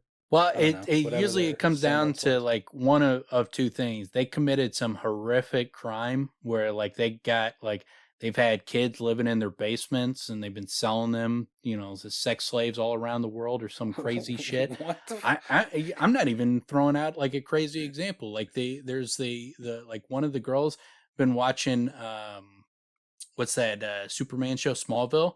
Like one of the actors from Smallville joined a cult and she like is in prison now because there was some sex trafficking ring that was involved in this cult, like some actors. So like, I mean, like you hear shit like that, or you hear the Weinstein and his crazy shit, or it's something so innocuous where you're like, what? Get out of here. What is wrong with you fuckers, man? So it's one extreme or the other. Who is living up to that standard where that's a fucking crime worthy of fucking ostracizing the person from society? So it's either one extreme. Dude, are you walking on? Do you think you're walking on water or something? Because trust me, if that's the fucking standard, you better hope nobody digs into your past, because that shit you're gonna crash and burn too. Yeah, it's. I mean, maybe that's just how crazy Hollywood is. It's either one extreme where you're selling human beings off, or you're completely, like pedophilia. And or the other extreme, it's such which a crazy is like industry too. Like joke. It's such a crazy industry that I mean, there's so many like massive narcissists in that industry. I mean, it's like as far as like if you were comparing it, you'd be like politicians, actors, kind of that same type of fucking weird shit, man. It is not a normal industry. It is not like working at working in retail. These are. They do some fucked up shit. There's a reason why little kid actors almost always come out of Hollywood fucked up. Yeah. Super fucked up. They've been drugged and so many of them have been sexually assaulted. That's not a good, clean living industry. That is a grimy industry. But I forget where I was going with that, but we were talking about the Fred Savage. And yeah, because it is such a grimy industry, there's so many people that will, if they can throw you under the bus to take your spot, they will fucking do that. And so any little leverage, doesn't matter if it'll come back and bite them in the ass and that they're setting up impossible standards. If it gets them a leg up today, fuck it, let's do it. Yeah, they're all about broken eggs. They're all about breaking some eggs up in Hollywood. There's no qualms about breaking eggs. Yeah, that's what it seems. Yeah, if someone can if they could take your spot, and it takes burning your life to the ground to do it, there are people in Hollywood that will gladly do it. And they won't even think about it. They'll sleep well. There's no qualms about it whatsoever. I mean, it's a grimy industry. Like you like we lived there. Like you talk to the people who like were desperate to get into that industry, and it's like you guys are a different breed of people. Like that are desperate for fame. That's a different breed of people. That is not like the people watching that on TV are vastly different from the people they're watching on TV. But maybe that's what it takes, because some of them are just like insanely good at pretending to be other people, and it's mesmerizing to watch, and they put out these great performances that I love. Maybe that's the kind of personality that's what they're good at. And I sometimes wonder that about, but it is a crazy industry. It's a very dark industry. I sometimes wonder that about like the Christian Bales and DiCaprios of the world, where it's like, if you get so ensconced in these characters, I mean, after a while, do you like remember who you are? You know what I mean? Is there a you left? If you take it so far, you know what I'm saying? It's like who are you then? Because you go so deep into who people are and who these characters are and all these different traits. Like do you come out of it as like who you were originally? Like, are there little pieces left? I think what they could really use my humility skills. I think that would help them a lot. You should teach a course. Have we talked about that? Yeah, I should teach a course to Hollywood on how to be humble and not lose your head in that crazy fame and imaginary worlds you live in. And then they ask about your accolades. Be like, no, I've never been in anything. That's the point. I've never acted. Never even had an interest in it. I don't like it. That's what you need. Yeah. You need someone like me. But I do co-host the most popular podcast in the history of the world. And I've talked about my humility on it all the time. Yeah. There you go. Really talked about it a lot. Nailed it. I'm super famous for being humble. But, and then so it kind of wraps up with Magwyn. She's like, he tells her it's a good name. I agreed politely, deciding to keep my opinion to myself until I was well gone from a dim ray. I'm wondering, how many owners have there been entirely? This is something I should know as well. And she says, 236. You will be the 237th. And then starts it over, and he's like, I fought down the urge to sigh. Even with my trooper's knack for learning lines, it would take long, weary days setting them to all to memory. Then I realized what this truly meant. If each owner had kept Caesura for 10 years, and it had never sat idle for longer than a day or two, that meant Caesura was, at a conservative estimate, more than 2,000 years old. Probably much longer than that. Yeah, given probably. The Drazen Tour, it's probably beyond 5,000 years old. Well, that's also saying 10 years. I mean, there's probably people that held that for 50, right? Yeah. I mean, I know the lifespan probably wasn't as long, but there's people living, And it could have been that Shale formed it like at the beginning of the war between the Shapers and the Namers. And it could be that. And then, the whatever names, 30 names, was just during that war. And those people were just getting picked off in all the battles until it ended up, that Fennel died at Drazen Tour with it. Be kind of an interesting, I kind of picture that as like video game style, where it's like you're reading off these names and it's like you can literally picture that dude dropped, another guy picked it up, dropped, that guy. It's like in one day it was like 10 owners. They just went right through, but we know all their names. I don't know how you get all that, but it's magic. Right? And not only that, like the second guy, like he picked it up, like Shale just like tossed it aside. Did the second guy like see him toss it and immediately pick it up? And was like, I got Shale's sword. Let me write this down, and I'm gonna put this note on there that this first owner, Shale, forged for an unknown purpose. I'm gonna make sure I remember that. Yeah. So And dude, next guy, and then it was just a trend. There was just like by the 30th person, there was just tons of Post-it notes all over the hilt of his sword. So they started keeping records and put it in a book. That does make me picture. Was it tossed or cast? Cast aside. Cast aside. Yeah, cast aside. So maybe he drifted. That makes me feel like maybe. Well, no, I was gonna say then that would be drifted if he like put it on a flotation device and let it go on the water. Instead, it's like he just kind of brushed it off. He was at a picnic one day and he tried to retire the sword, put it on a boat, and then like pushed it out and then walked away. And the next guy comes sprinting up, diving in, swimming after it. It's like, you idiot! That sword's badass. It doesn't break. What are you doing? Didn't know what he had. But yeah. And then he received, it ends with, I received my next surprise 3 hours later when I tried to excuse myself for supper. As I stood to leave, Magwyn explained I was to remain with her until I learned all of Caesar's story by heart. Someone would bring us our meals, and there was a room nearby where I could sleep. First came jail. And you know that when he went into bed that night, Magwyn's laying on that bed, sprawled out, like sitting there, slapping the bed with her foot and like, get in, buddy. You know the water's warm. It's like the Adam, man, they can't get enough of it. Oh yeah, that's right. There's no way Magwyn's like, just locking herself in a room with his fine ass hands and not getting a little fucking piece of that.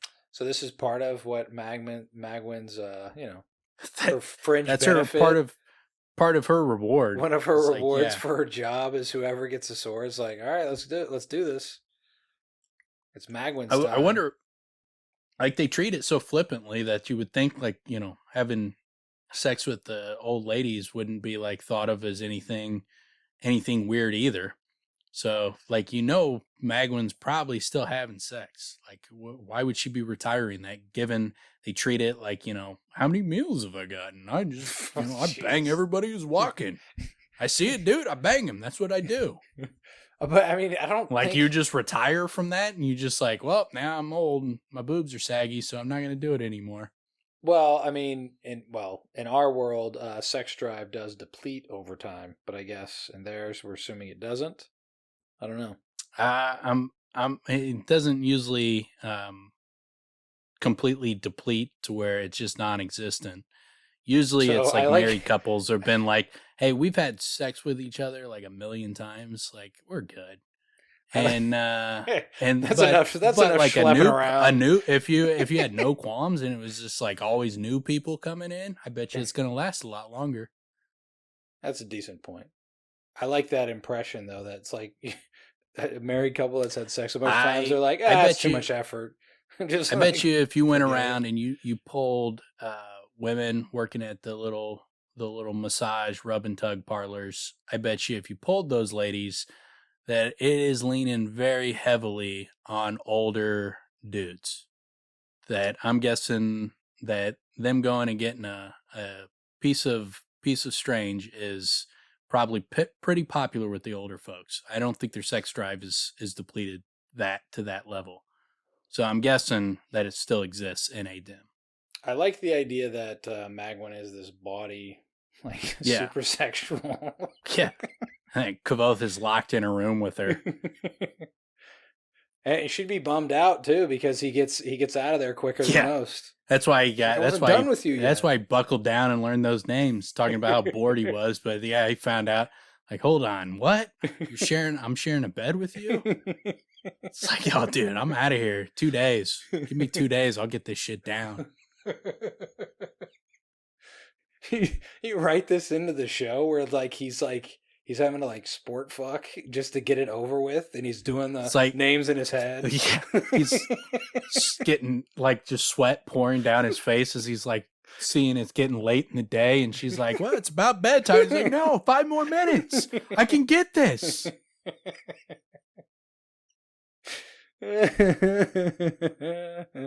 Magwyn's just like, "Look, man, we'll just go back there. We'll bang one out real quick.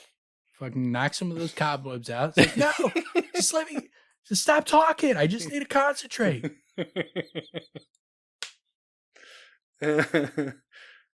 That should definitely get put in. Yeah. That improves the story. I hope Rothfuss, catches on, because that definitely Yeah, I mean, you improves. can make some changes to adaptations and make them better. We've come up with most of them. Yeah, I mean, plenty. Yeah, that's definitely one Honestly, of them. I'm surprised, Mr. Lionsgate hasn't called us yet to render this adaptation. Either Mr. Lyons or Mr. Gate. I think it's a duo. Yeah, Pretty sure. yeah. Maybe that's two people, Lions and Mr. Lions and Mr. Gate combined. But yeah, so we'll just do the one chapter today for our first go back at it. Next week we'll get into the chapter 126 where he has his fight with Ret. Oh yeah, they go up the mountain. Beats her ass. He just destroys her, makes her look like a fool. It's not really that one-sided. Completely destroys her, wrecks her. Hmm. Broke every bone in her body, probably. Man, I didn't remember that. I'm definitely gonna have to read. Well, it closer it's this time. hidden in the subtext. Oh, okay. Look. He did it. He hit her with a couple shots, but after it took it's kind of like one of those things where the first day after you work out, you don't feel much, but that second day, then it hits. She couldn't even get out of bed. The deep soft tissue bruising. Got it. But yeah. So before we bounce, did you watch the second episode of House of Dragons? I did. It was pretty great. So far, it's pretty badass. I like the show quite a bit. They did a great job casting, all the shit. It's hitting on most notes as far as I'm concerned. I was surprised. I went in pretty low expectations given the nature of the story. I was worried that it was going to lean super heavy into because it's such a story of it's not so much that it's the story about this, but a big portion of the story is the fact that the throne is not being passed down to a woman. And so there's that that's a portion of the story as far as the dichotomy of a man versus a woman and who can rule. That's part of the story. I don't think that's necessarily what the focus should be, but that's what I was worried they were just going to lean so heavy into that it was just going to become a huge, like a political fucking agenda or social agenda type of show where it would just be like, this is way too on the nose. But they did not do that. They did not do that at all. And I figured that the actors would be good. I figured that the directing would be solid with being HBO, and that the cinematography, I figured that would all be good. I was really just mainly worried about the story and whether they would be able to capture it. But so far, so good. And they started back way further than I thought they were. I was expecting them to start much further into the story. I'm not going to give spoilers, but I expected them to be much further along into the story than where they started, being at the 10 years into Viserys' reign. Yeah, this is again one of those things I wish I would have went back and read again, because it's not like I didn't know it was coming, but I didn't, so I didn't really remember what the context could be of where they would start. Plus, I didn't know where they're going to start. I just had an idea in my mind that it could be fucking great, because the context of the tension of that time back then is rich with really pleasing visual elements. But yeah, it's pretty cool, man. The cast of characters they got, it's pretty great. The tension's super high. There's a lot of flaws in each character, it's cool. I mean, and I have people to root for. That's one of the bigger things. I had a couple shows I was watching recently. I watched the first season of Westworld again because I liked the first season, and I was like, why didn't I watch the second? And I still haven't finished the second season. I'm like, I fucking don't have anyone to root for. It gets to a point where it's like all these characters are fucking kind of pieces of shit as far as I'm concerned. That was my problem with Boardwalk Empire. I was like, it's not a bad show. It's not badly acted, directed, all the writing. There's a lot of interesting elements. I hate every character. I hate them all. I want them all to fail. And I was like, I can't watch a show where I hate everybody. The sniper, I liked him. Like I he don't even remember. It's been too long. which But is yeah, I gave crazy up on too it because there was because no one who I was like, oh, I want this guy to. I'm really rooting for this guy. what's pretty nuts about that is the character that comes to mind where I'm like, well, here's a guy that had redeeming qualities. He's a fucking trigger man. Yeah, So even that guy, it's like, but now that's like actually that's a really good example. It's still for me that show was still entertaining enough that I was still I was like all in. I like anything that plays with history like that. But I mean it's very tenuous tied to real history. yeah. But it was still I liked it. But yeah, that's I mean that's a massive problem. I don't have that with House of Dragon. Yeah, I'm curious how so far, they're gonna do it because it is. I mean, it's classic George Martin. Like there's not and there's not really so much good guys versus bad guys. I mean, there are some terrible people in his world, and there are some good people in his world, but that's not the main. The main focus is not good people versus bad people. It's like the good people do terrible things, the bad people do good things. The good people have their agendas and their desires and will get in the way of their being good righteous people. They'll do fucked up shit to win. And same with the bad people. They'll sacrifice and they'll do things that would make them seem like a care. It's so gray that it's like quintessential Martin, where you that's what I was don't gonna know who to say. choose for. That's what I was gonna say because even the characters were like, this person I think is the person, and then he creates these scenarios where you're like, oh, I Yeah, don't know it's if like I could it's like like this person making this choice. You know what I'm saying? Like, because they're put in a position where it's like, it it's always really interesting because even when it's like, well, this can be predictable, it's still, even though like what happened at the end of the second episode, I kind of saw coming, but then, he gave enough, or the show itself um, gave enough reasons for it to go in another direction that I'm not at the end of it like, oh, well, I knew that was going to happen. I'm not disappointed. mm, You know what I'm saying? yeah. The arc that they go through is still worth it at the end, and I was happy with both episodes. Yeah, That's kind of the biggest test is do I like it or not? I'm saying I like it. That's just the easy smell test. it's really good so far. I thought that first episode was near perfection for an opening episode. I thought it was like It surprised I me. fucking loved it Yeah. for an opening episode. Like you don't go into it thinking you're gonna get like the red wedding or some iconic Hmm. opening. You got to establish the players. Like virtually hardly anybody's read these books. The Fire and Blood. There's not a lot of people that have read that. I mean, it's Hmm. a bestseller, but books don't sell that much. So Hmm. as far as a TV audience, it's a very small percentage. So there's not going to be a lot of people that are familiar with these characters. They might be familiar with some of the last names because of the show. But they're Hmm. not familiar with this set of characters. So you have to do a lot of building and creating. And they definitely did that in the first two episodes. They've taken their time Hmm. to establish some things, give them some personalities, and like a lot of shows, the pacing is off. And this, I think, the pacing it might be slow, but it's consistent and is building.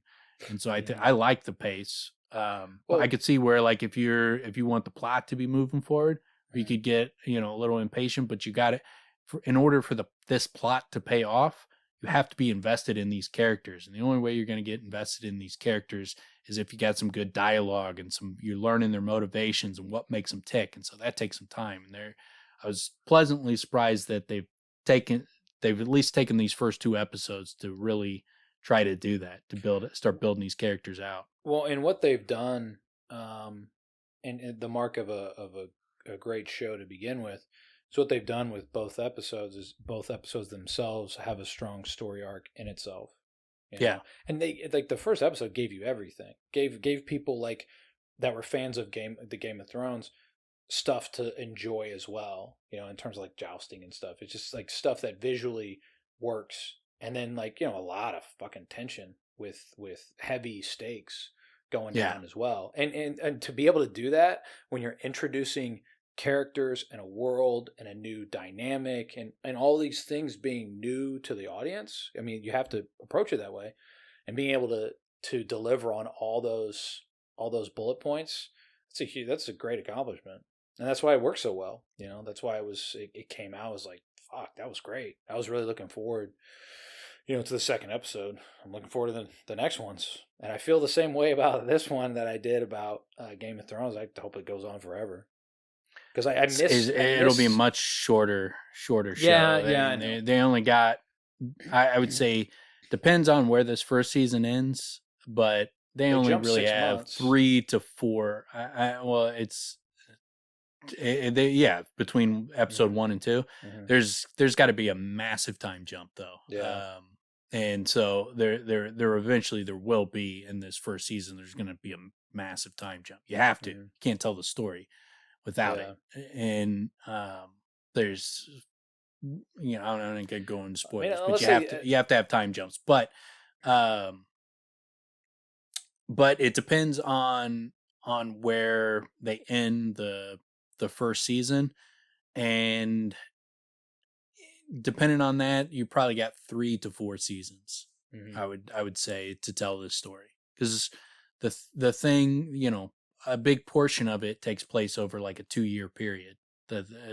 Not without spoiling anything, a big portion of what the story they're going to tell takes over a 2-year period, and so you're not going to be able to stretch that into like 3 or 4 seasons. But if you do, you're gonna hurt the story. You're gonna make it worse. That's really solid for one season, because you don't have to cast anybody. You don't have to do some crazy jumps with what they look like, shit like that. You don't have to worry about it, Yeah. So you can deliver on all that within one season. Given how far back they started the starting point, you have to have some time jumps.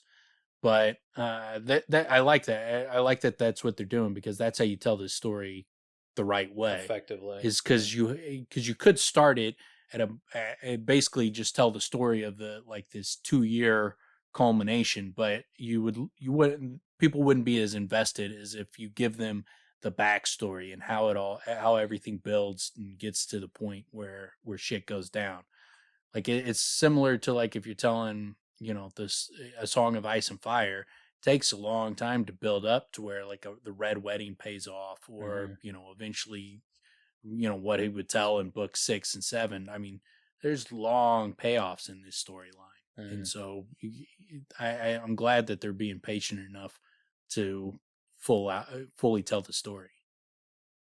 Yeah, I mean it's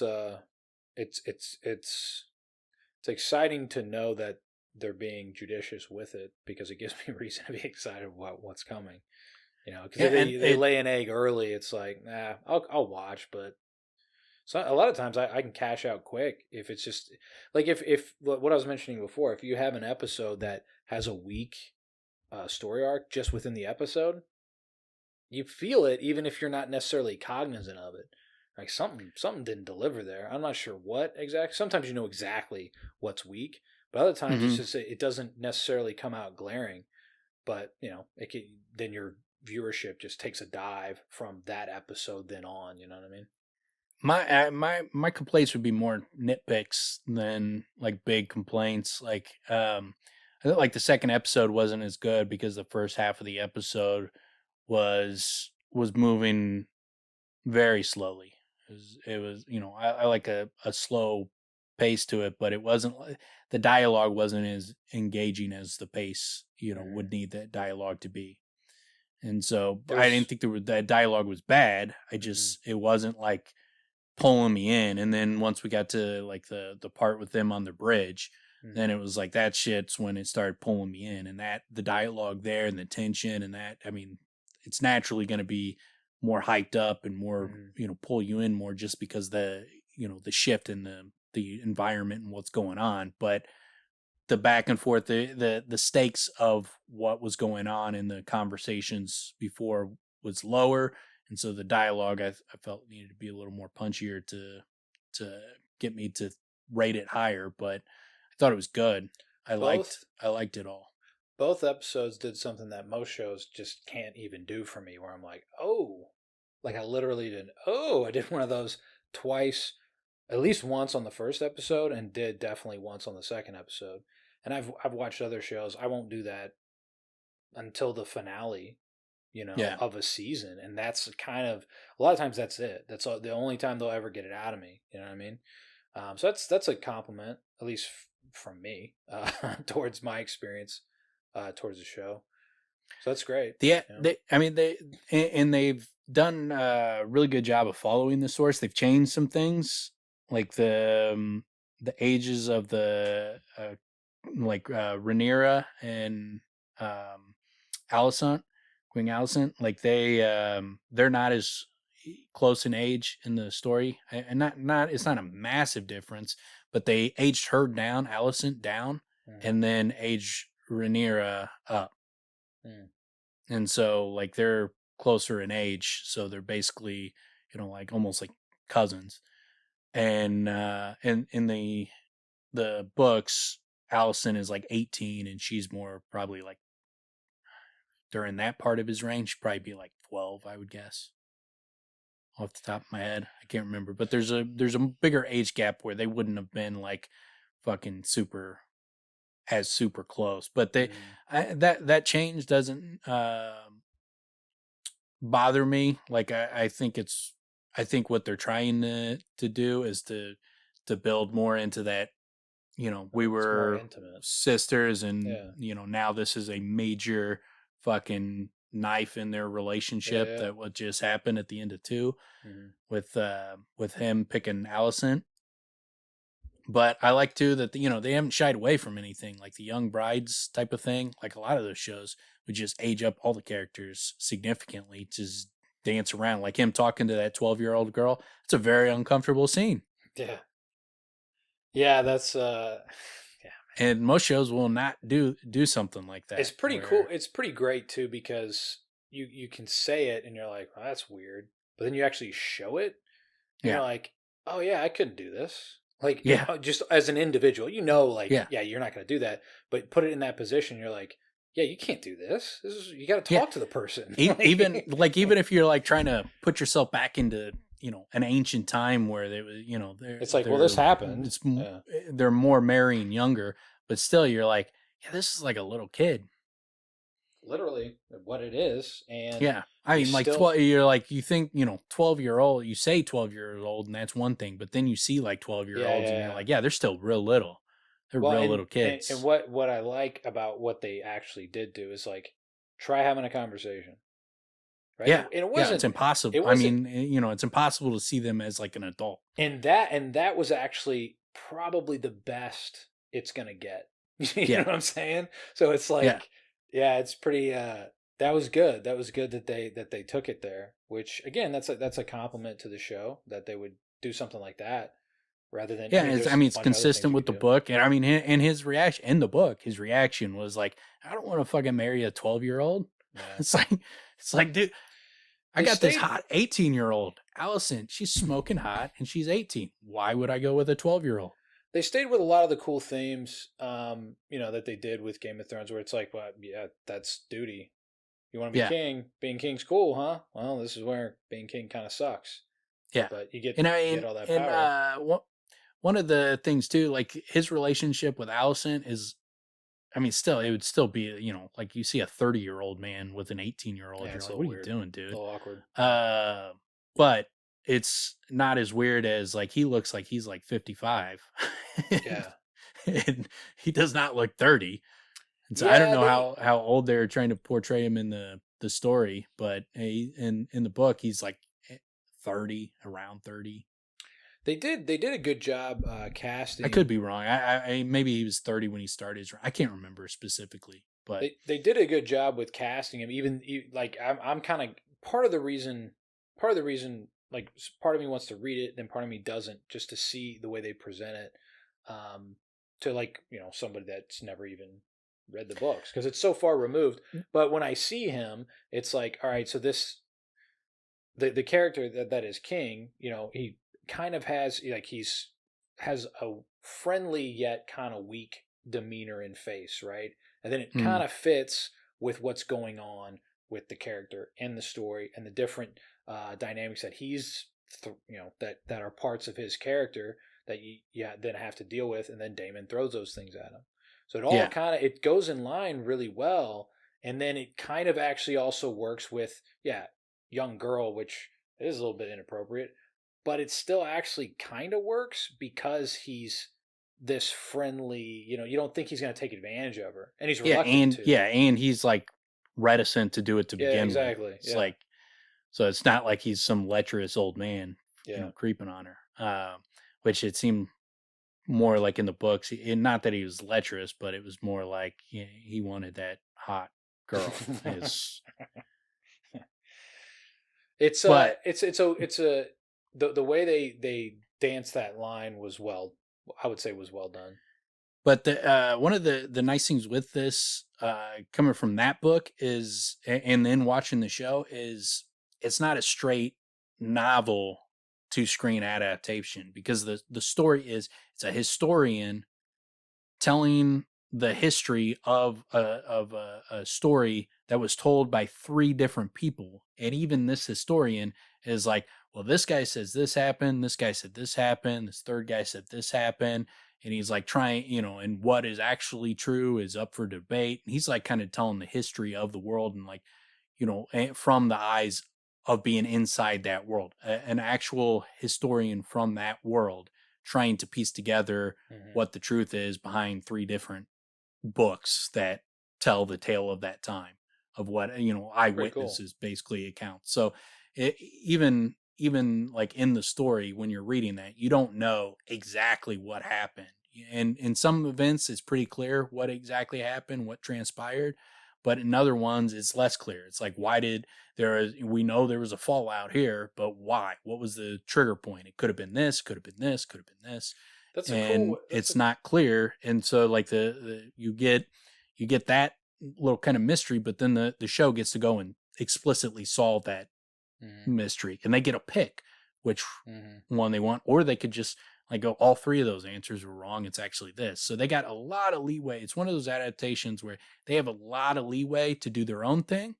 So what I hope is that because of that, they have so much leeway to do their own thing, that they're going to stick with the story, because they already have enough room to breathe and do their own thing, even sticking to the story. So I hope that's what they'll do. It's a cool way to tell a story that's so old, because that would be that's conceivable that's the way you would get it. Yeah. Right. And then I like that too, because some things seem quite definite. Well, how do you know that it's definite? All 3 tell a similar thing, right?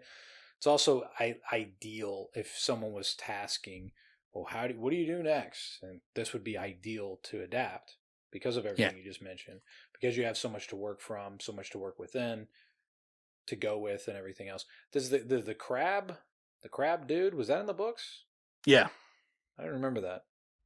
It's creepy. Yeah, it is. And like him and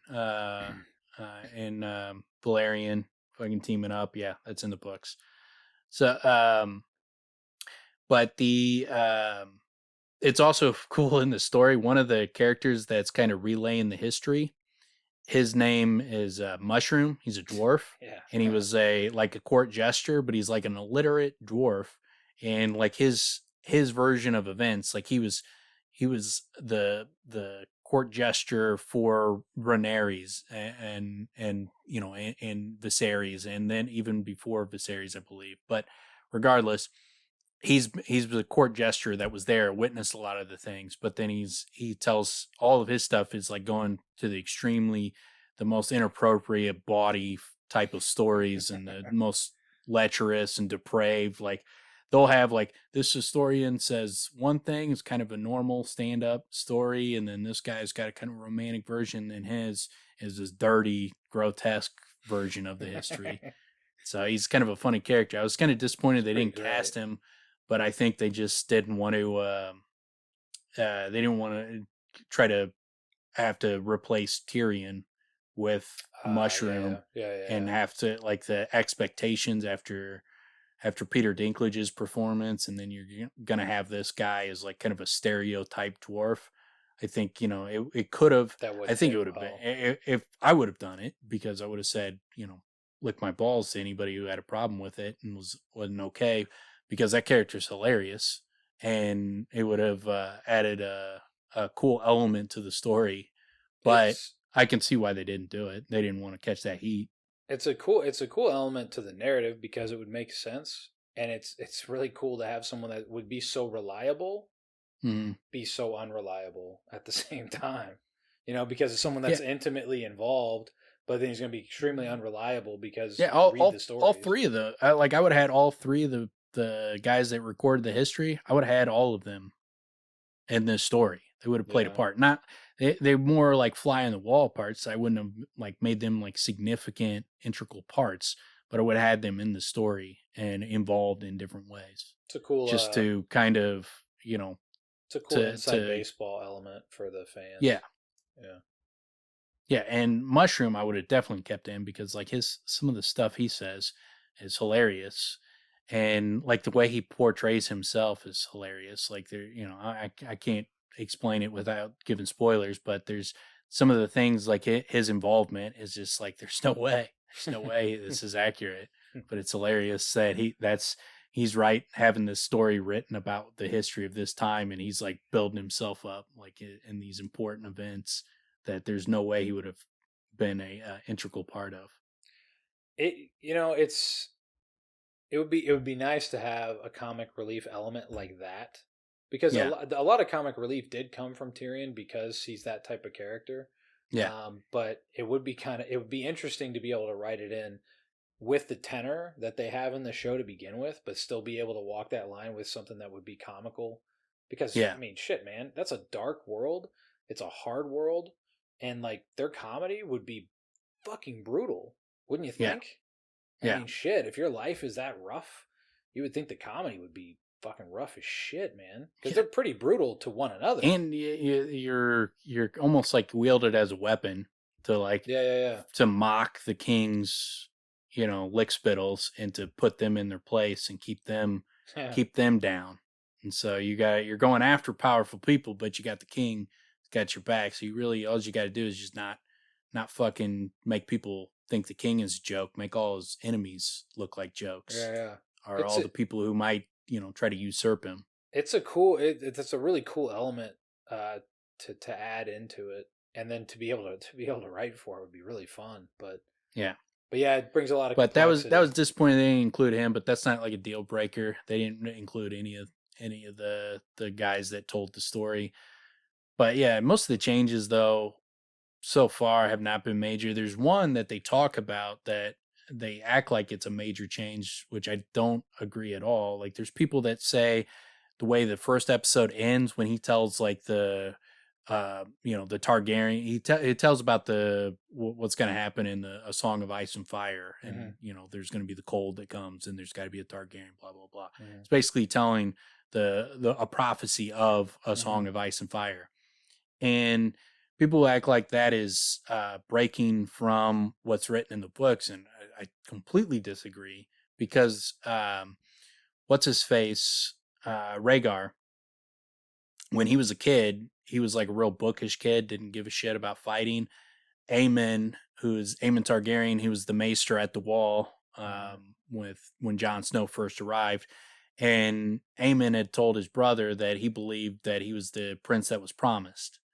And so there's that mm, you know that bit of prophecy was behind him and his brother, and then but his brother was like yeah maybe, and then but then his brother reads a scroll, finds his old scroll and he reads it, and immediately everything in his life changes. He comes out, he goes to the master at arms and goes, well, looks like I need to become a warrior, and then just starts training to become a warrior. Like immediately after reading this scroll, everything in him flipped and he became obsessed with being prepared for something, some event. He felt like there is some event was prophesized that he was going to need to be prepared for and ready for it, and he needed to be a warrior for it. And then like when he was had his kids, he believed that his son was going to be the prince that was promised. And so I think that that's what they're touching on, is they're Hmm. saying like the same thing that Rhaegar reads, years later is the same thing that is being passed down. And someone was like, well, how would they pass it down? There's breaks in the line and there's usurpations and all those kind of things. And it's like, yeah, but you could easily have a king goes to his, the guys on his right hand and being like, hey, keep this information, pass it up along the lines for anybody who becomes king. Got to have a way to make sure that this information doesn't die. And so you could easily have, that wasn't the only way Viserys could tell her this information, or that Viserys would have had it. Like, it could have been like, if Viserys had died, she would still get this information from someone else because they got backups to how to make sure this information doesn't die. I mean, the way that it was delivered in the first episode is like, he's like, I mean, it was basically like, this is this is what is passed on from king to king. And this is like the burden you're going to have to carry. We don't know when, but it's fucking coming. And we have to be prepared. And then they even showed like the Dragonstone dagger or whatever the fuck, Valerian dagger, as if like kind of symbol. It gave me the impression of like that represents some symbol. By the way, that brings to mind, they've been using this visual element, and I don't know what the reference is. Those the balls they put in the table when they all sit down. Have you read anything about that? Do you know what that? The balls they put in the table? So when the council gets together, they put a shiny, smooth ball in front of them, basically to show, I'm here, present. You know what I'm talking about? There's like a hole in the table, and they all put their ball in. They showed it like multiple times. I didn't pay attention in the to first that. episode. No, I don't know. I mean, I don't know if I noticed it. I assume it's probably similar to like when she was picking the next King's Guardman. She picked Kristen Cole, and he was moving the little different pieces, and it was like symbols of their house. Yeah, what house it was. Yeah, I wonder if it's. I assume that's what it is. Yeah, it seems something like that, but it seems like symbolic. Like it's either the position that I'm representing, like I'm the master of coin, or my house, and I'm representing my house in this situation. That's what I assume it is, just some kind of symbolic gesture of like you're representing a station or your house. Yeah, but I didn't see it, so I don't know. Yeah, they clearly. I mean, there's a lot of that. Actually, it was actually a really cool thing that I really liked when I first read the books, when it's like all these different sigils, and they all had their own elements that like weave into it, and then what's his face makes his own. Man, he's the best character. One of the best characters. Daemon? No, I'm thinking Game of Thrones. The guy that was stranded, he was marooned on an island, and he ate. Oh, Davos? Yeah, Davos Seaworth. Fucking great, man. Yeah, he's great. Earns his own sigil and shit, his own house.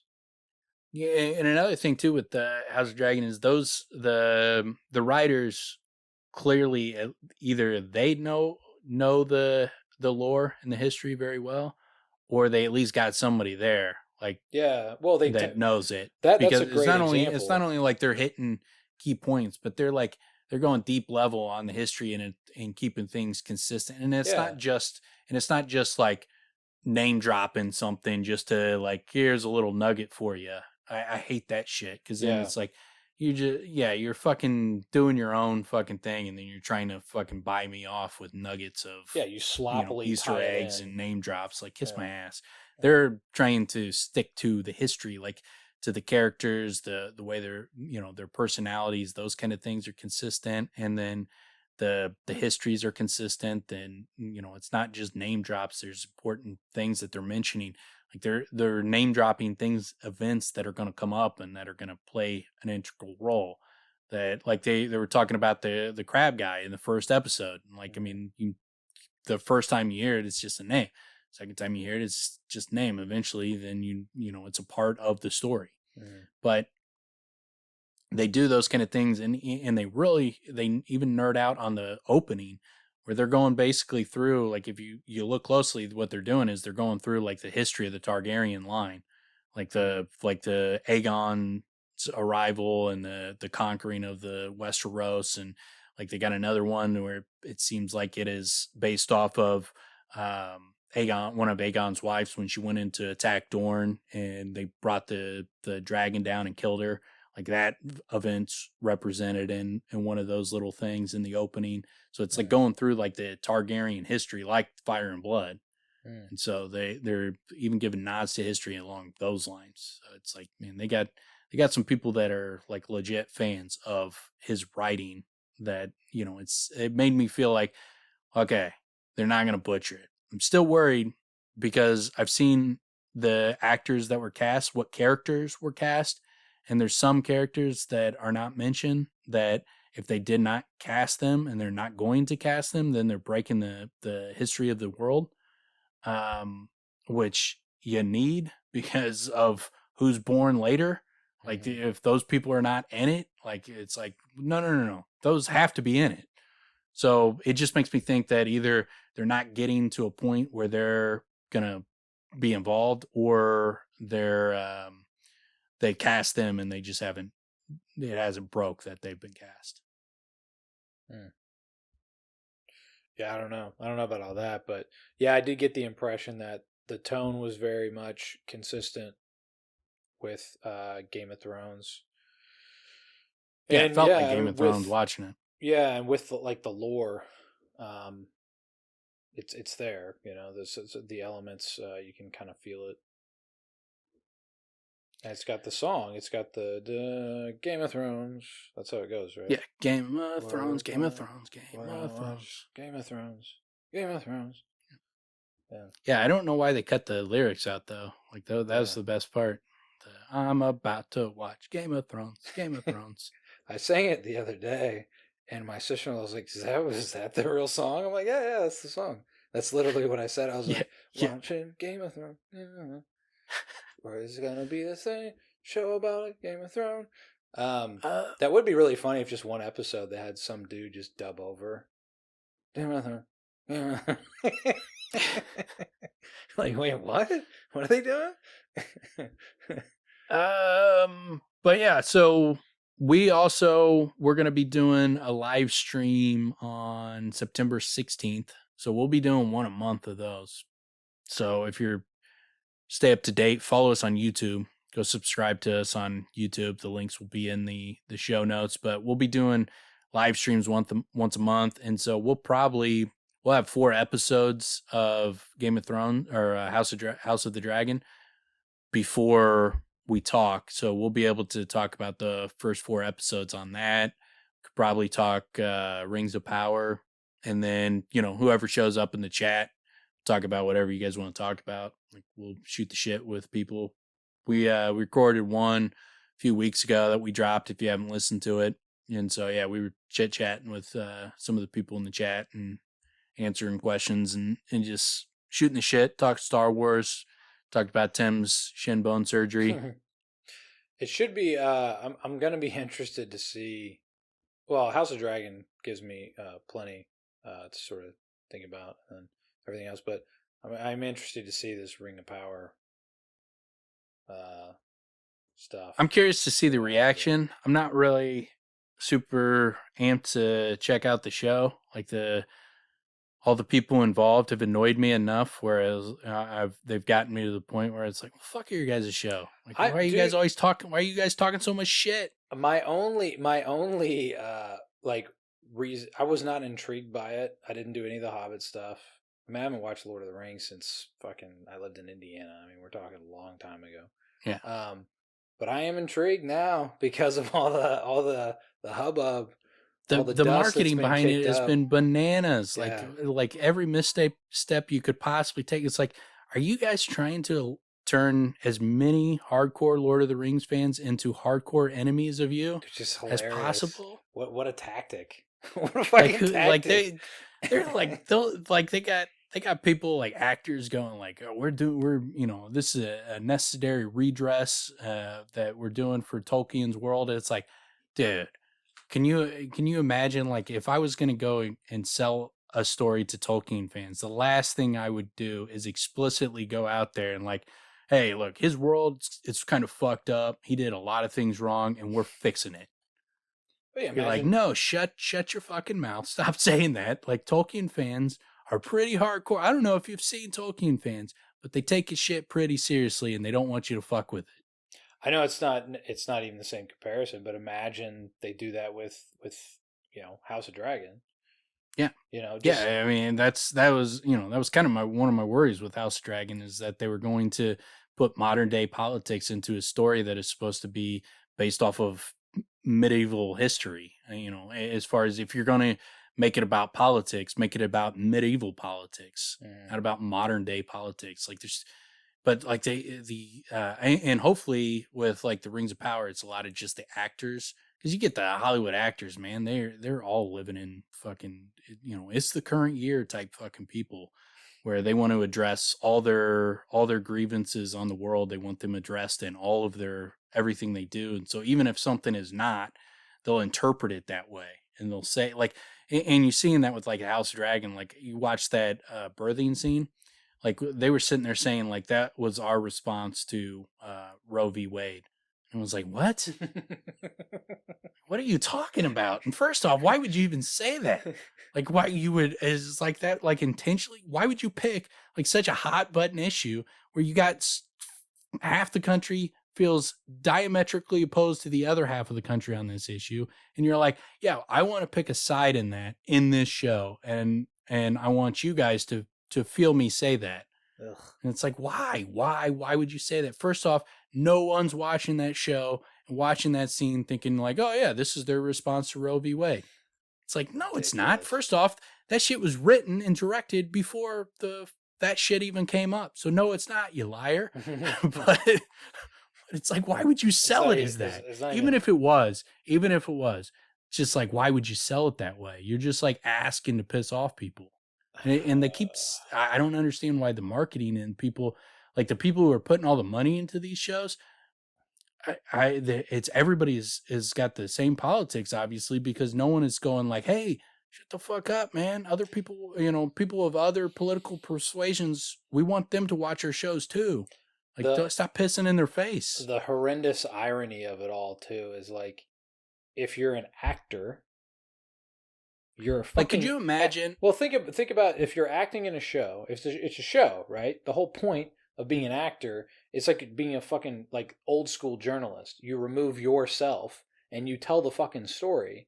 That's what you're there for. Read the fucking lines, right? And interpret it as the story is supposed to be written. You're supposed to tell the story that is written in the script, right? That's what you're supposed to be playing a role.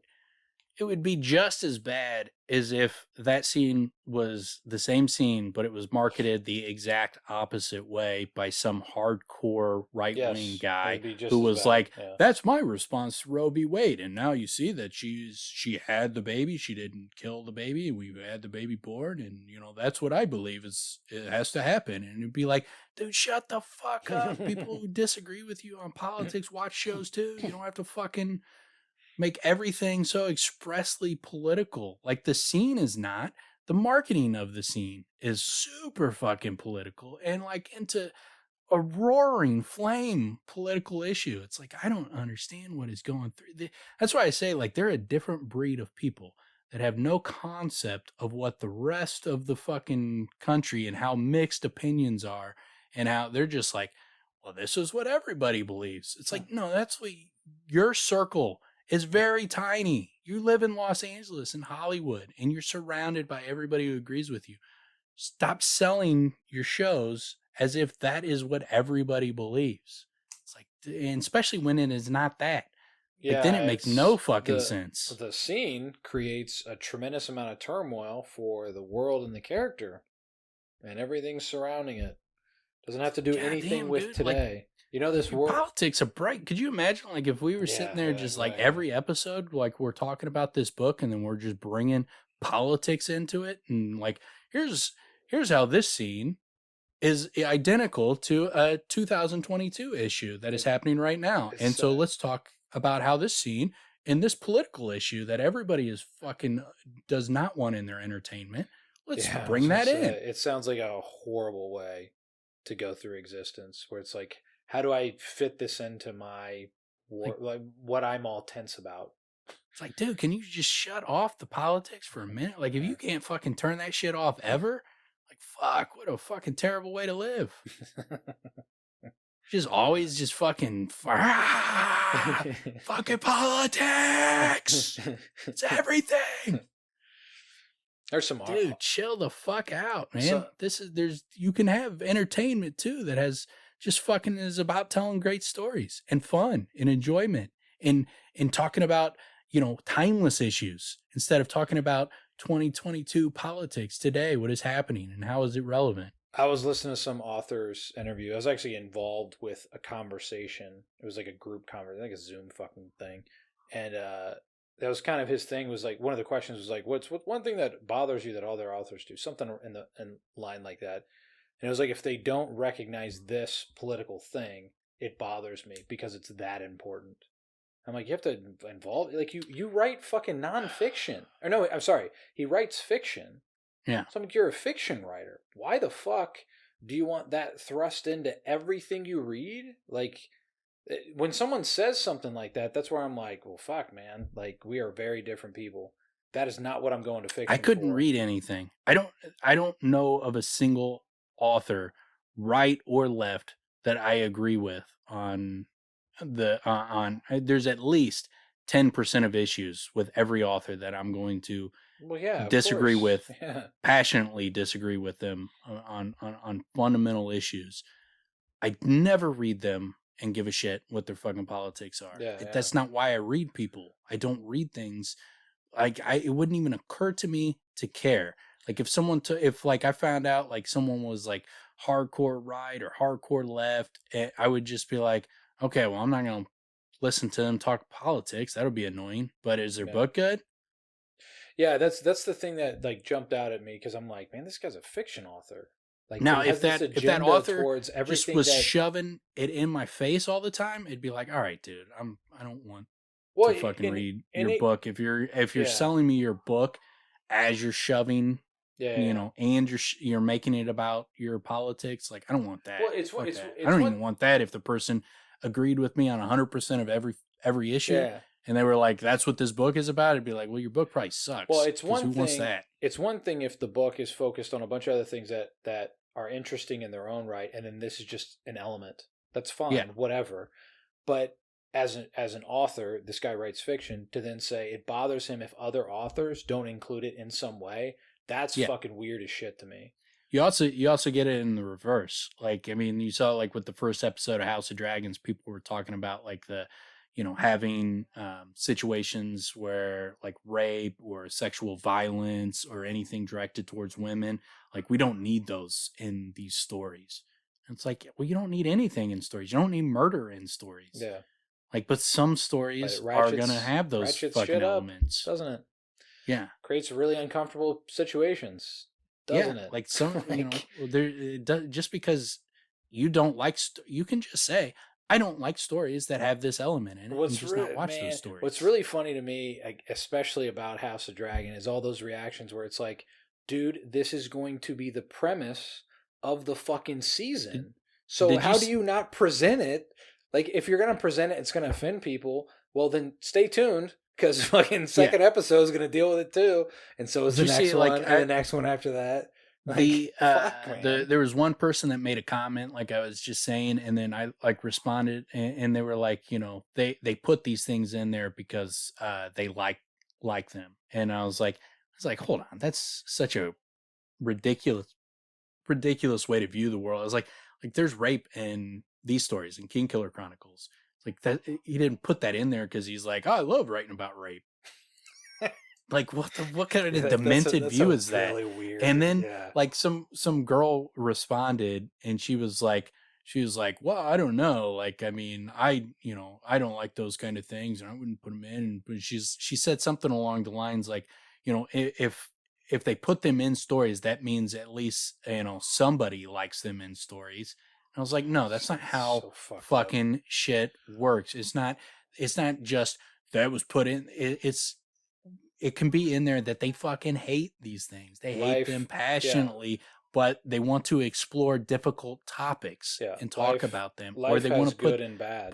They want to put their characters through traumatic events to deal with that and write about that. It does not mean that they're like, hey, fucking rape's pretty sweet. I love writing about it. That's you fucking demented weirdo. That's such a it's not even just like a lazy way to look at it. Like It's they're not. not It's thinking not it even. It's a through. disingenuous way to. You're just. You're like, I don't like it, so I'm going to accuse you of being a despicable So person you're pro. You're if you pro disagree with bad me. things. Like you're just putting it in. My position is right. Anyone who disagrees with me must disagree with me because they're a despicable person. And it's like, no, you're demented. There's something wrong with you if that's the way you view things. Also, if you play that game, you're a despicable person. Yeah. If you Like continue fucking to do kiss it, my ass. it's one thing if you're like young and stupid and you haven't realized it yet. But if you stick with that, you're gonna end up being a very despicable person, not No, man. realizing what the It's fuck like a shit lot you're of flinging the through stuff the world. on Twitter is like throwing out, negative reactions to different things to kind of fucking shed the hardcore people that need you to agree with them on everything, or they hate you. It's like, man, I got to get some of those people out of my fucking mentions. Like, so let's just throw some negative things out there. Like here's a show I don't like, instead of just talking about all the shows I do like, just to kind of fucking throw some curveballs out there so people, who need me to agree with them on everything, they can just get the fuck out of my mentions. That's such a weird viewpoint of like the point of any show, literature, any medium is like you can't deal with anything difficult. What's the point? What would be the point? You never have any richness I to don't anything. It'd I all don't just be even comedy. We're watching the Muppets. Like, what are we doing even here?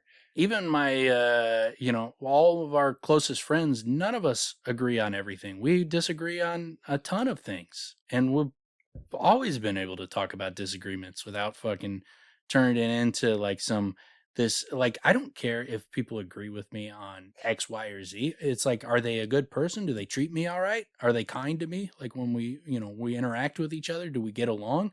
Like those are what is important to me, not their opinion on every single issue. I don't fucking care what your opinion is on every political issue. It has Such a no weird, effect on my life. such a weird expectation. Yeah. The idea that you even actually would legitimately want everyone to be like you is so warped. It's such Now a I'm talking warped about like viewpoint. if my friend was like a politician, then I might care because then their Yeah. fucking opinions might impact me. But just some fucking random dude that fucking like a mechanic or something. Who gives a fuck what his views are on politics? Like, why would that be a determining factor on whether I can enjoy his company or I can talk with him? Or have him work on your car.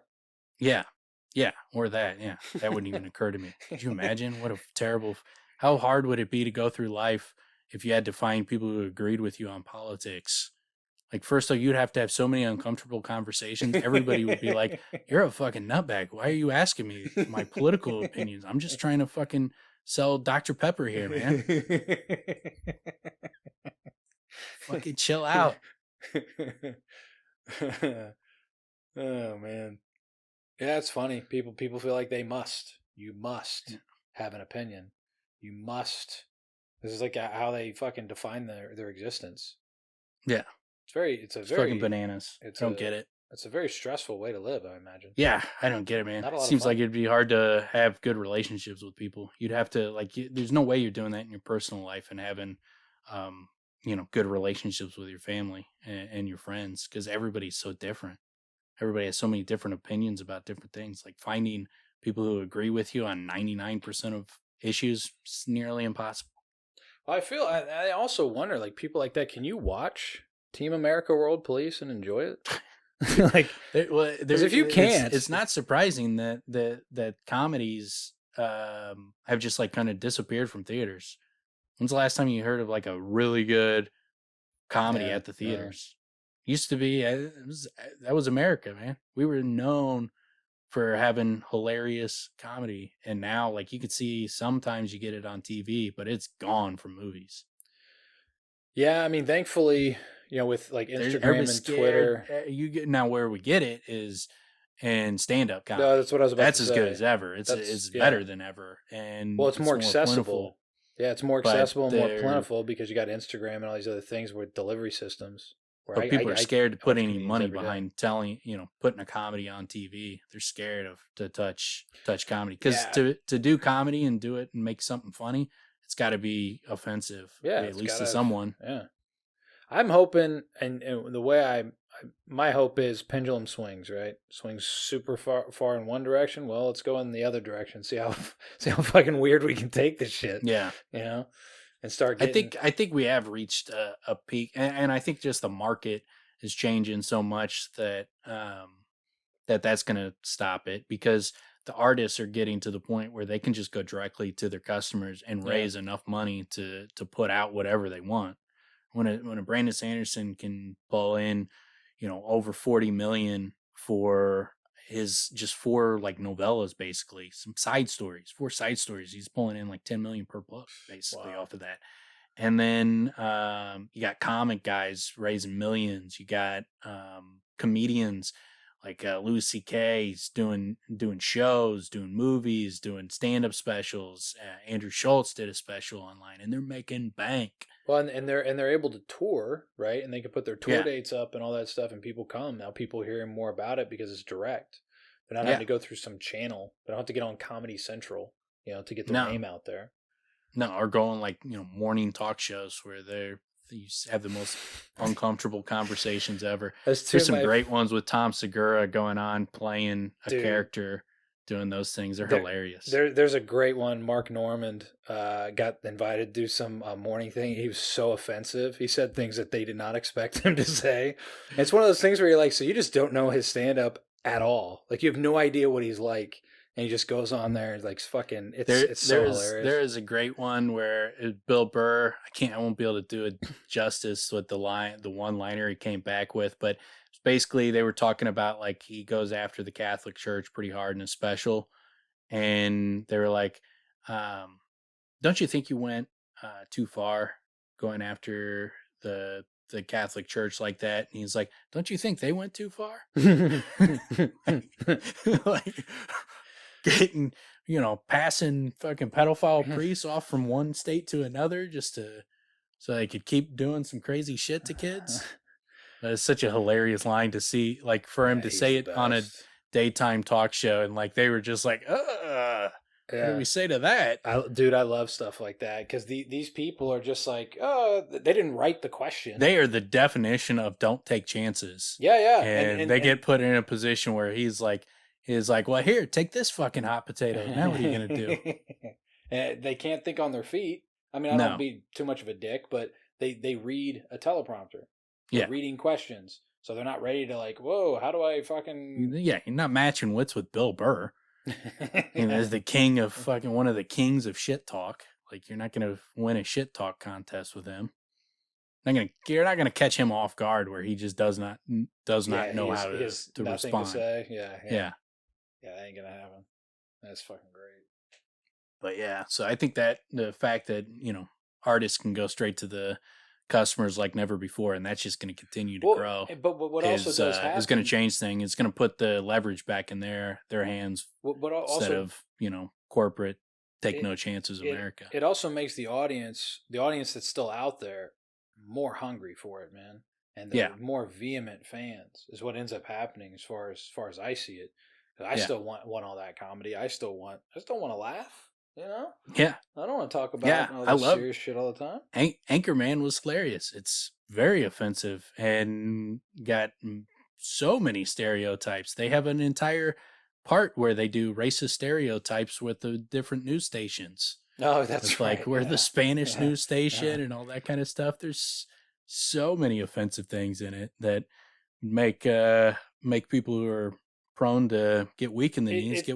It's so funny. This is not even that big a deal, but I love the clip, and I see it every now and then again on Instagram. And this dude just wears like a Mexican poncho, sombrero, fake mustache, and he goes up to like a bunch of college kids and just asks individuals, is this outfit offensive? They're all offended. They're like, yeah, it's offensive because you're not Mexican and blah, blah, blah. They're all like, yeah, 100%. Oh, and then, offensive. Then he goes to the Mexicans. They're all like, yeah, it's hilarious. No, he goes to a bunch of Mexicans. Like, no, you look good. Yeah, no, it's great. You don't find they this all offensive? Thought it was funny too. Like when they're like, you look good. They were like, they're smirking because he looked ridiculous. Yeah, he looks real good. They thought it was funny, but but they were no one. They weren't offended. No, not a single one of them. They're all. But I love that. That's such a fucking funny example of just the absurdity of where everybody is. Where it's like, and I used to joke about being like that. I mean, I was joking about like being offended because you could be offended about anything. Like, and Yeah. I feel like I was way ahead of my time. Like 20 years ago, I used to do it to my friends as a fucking joke. Where it's like, Yeah. oh, you can't say that. It was just a fucking joke. And then everybody just ran with it. So I really set, I think I set this all off. We had the late 90s. It got real politically correct for a while, and then now it's like never before. I think we've reached a peak though, because like even the because in the 90s it was more the right wing side was the more politically correct side. Yeah. Now it's more left wing, but even like just the your everyday left wing, like they're most people are like, all right, dude, enough's enough, man. Dude, like it's too much. Like every word I gotta. There's Exactly. new words I can't say, and it gets to the point. Like, can I just be a good person and you fucking chill the fuck out? It gets to the point that you can't do anything. You can't do anything. So then it's like, oh wait, so there's a limit. Who wants to live that life where you're just constantly worried that you're gonna say the wrong thing, and then like, boom, everybody's mobbing you, coming for your job, trying to get you fired, calling your boss. Like, who wants to live that fucking in that world? Yeah, it's a crazy world to live in. It's not too intense. It's not fun. There's no fun anymore. Like, what the fuck, man? Relax. But yeah, that, like I said, that makes me swing the other direction. So so now I just think of the most offensive thing at all times in my own mind, which is fun for me.